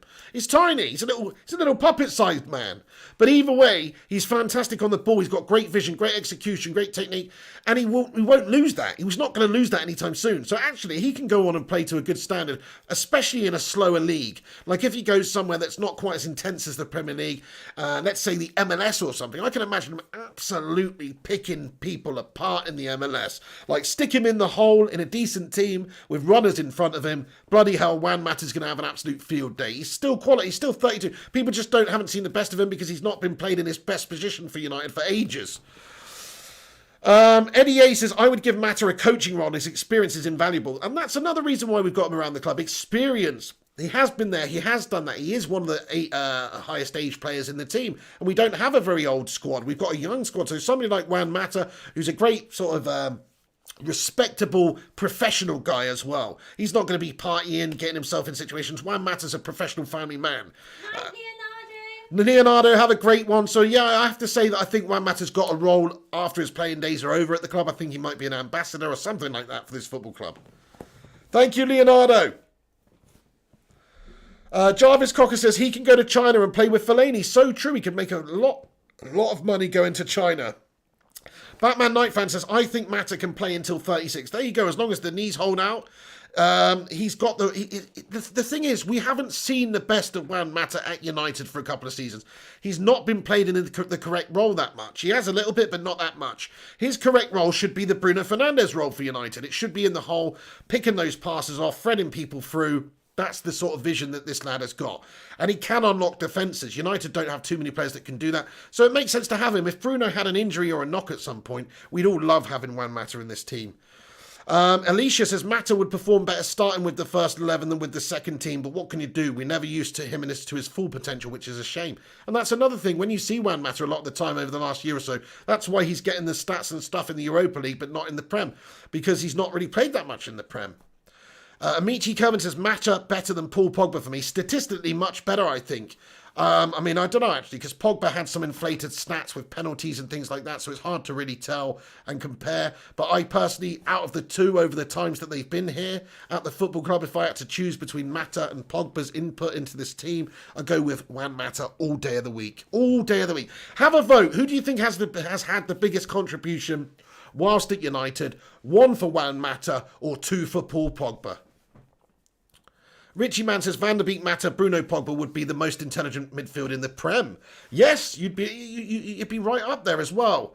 I mean, it might lack a little bit in terms of like penetration and counter-attacking pace, but to be fair, if you've got Rashford and Greenwood and Martial up top there, then you just have the creation in the midfield giving them the ball, you know. So all those live chats coming in there. One's for Wan Matter. Yeah, everybody pretty much agrees and thinks Wan Matter's the man. Seaborn Gracias, that is annoying. Ruben Diaz to Man City, done. So it's looking like that is done now, my friends. That is fantastic. Ruben Diaz to Manchester City. They obviously didn't get Koulibaly because they're trying to get the business done. And here we go. Yeah, confirmed here. Matt Rush, the Guru Meister, has sent me it over. Diaz for a lot of cash. Wow. It looks like Man City have signed Ruben Diaz from Benfica for, guess what? 71 million euros. 72 million euros, in fact. Otamendi, is 33 in February and out of contract in June. He's going the other way for 15 million euros. So 15 million euros for Otamendi in the other direction to Benfica. 72 million euros, or 71.8 is being reported here for Ruben Diaz from Benfica. Man City spending that cash hard on defenders. So never mind the 350 million that Pep Guardiola has spent on defenders since he's been a City manager. Add another 72 million to that, because now he spent 422 million just on defenders. Never mind the rest of the team. He spent 422 million on defenders. Mental. Okay then, guys, I think I'm going to have to wrap this video up now, but really appreciate you all for stopping by and getting in. Anka Mahmoud says Mata doesn't even make the bench. I think he does. I think he's an intelligent player. I'd like to have him come on at the end of the game instead of Jesse Lingard or whatever. Okay, if you just want to press teams, I get it. But if you actually want somebody who's intelligent on the ball, could create you chances, and was not just going to give it away, then Mata's your man to see out games. Remember how we used to bring Paul Scholes on at the end of games when he was close to the end of his career, just to see the games out because he had that intelligence to keep hold of it? Same sort of thing I see Juan Mata being used for this season. Taz says our board should take City versus something there. Alicia Wow, Richie Man, Steve Johnson, Mad Animal. Steve Johnson says Sancho's price just went up. Oh dear. Right then, you legends. I am going to leave it there. We've been going for quite a long time, but it's great chatting with you legends. Really appreciate you all stopping by. Thank you for staying around and chatting with me and interacting with everybody else in this community tonight. Great fun. Legends. Mrs. P says good night. Mr. Miyagi, have a good night. I am Neil, Neefan Tregoning, Jono Denton, Kaku98765431, Blitz Cartel, Amici Kelvin, Mrs. P, Alicia, Jarvis Cocker, Dean Flynn, goodbye mate, Batman Night Fan, Jono Denton, Amici Kelvin, Ryan Burbsman 9. That's going to be it from me, folks. Thank you for watching. Bye, hit the like. Subscribe if you're new to the channel. Smash the bell icon. Set it to all. That way you'll be notified when we go live. Check out the watch-along Tuesday, Brighton. We got them in the League Cup. We'll be doing a watch-along for that one. Might do a preview for it tomorrow. We'll see. But obviously we did just do a preview for Brighton. It's going to be different though. We probably will do a preview and just talk about the different selection that Solskjaer's going to make. So keep a lookout for that tomorrow on Monday. Also, hopefully there'll be some good transfer news to come up tomorrow with Tellez. And probably not Sancho yet, but hopefully with Tellez. That should be a formality really. So we're hoping Tellez is going to be coming.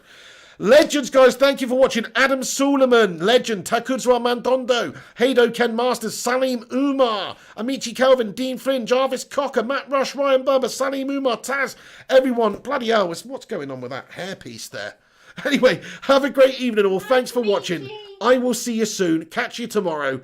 Come back in a few minutes once this video's finished and have your say in the comment section about anything we've discussed. It looks like Andreas Pereira's going to Lazio on loan. At this stage, it also looks like Alex Tellez is advancing at this moment in time, still apart in terms of the amount of money agreed between the two clubs. And it looks like Manchester United are going to table a bid soon for Jadon Sancho. Thanks. This is The Pig. I'll see you soon. Thank you so much for watching. Thanks, legends, and thanks so much again, Brian Burbsman 9, for that lovely super chat you sent over, you legend. Take care, everyone. Take care, you bloody legends. Have a great Monday. I hope you all have a great start to the week, and I will see you tomorrow. Have a bloody good one. This is The Pig. You've been watching Flying Pig United. Take it easy. Well done again, Prima. 8 was still great. 8th is good, Prima. Yeah, Brilliant. It's not bad out of 41. But to be fair, it doesn't matter if you win by an inch or a mile. Winning's winning. Winning is winning. You don't get no prizes for second, mate, even if they give you a crappy medal. No, you know what I mean? It's the taking part that counts.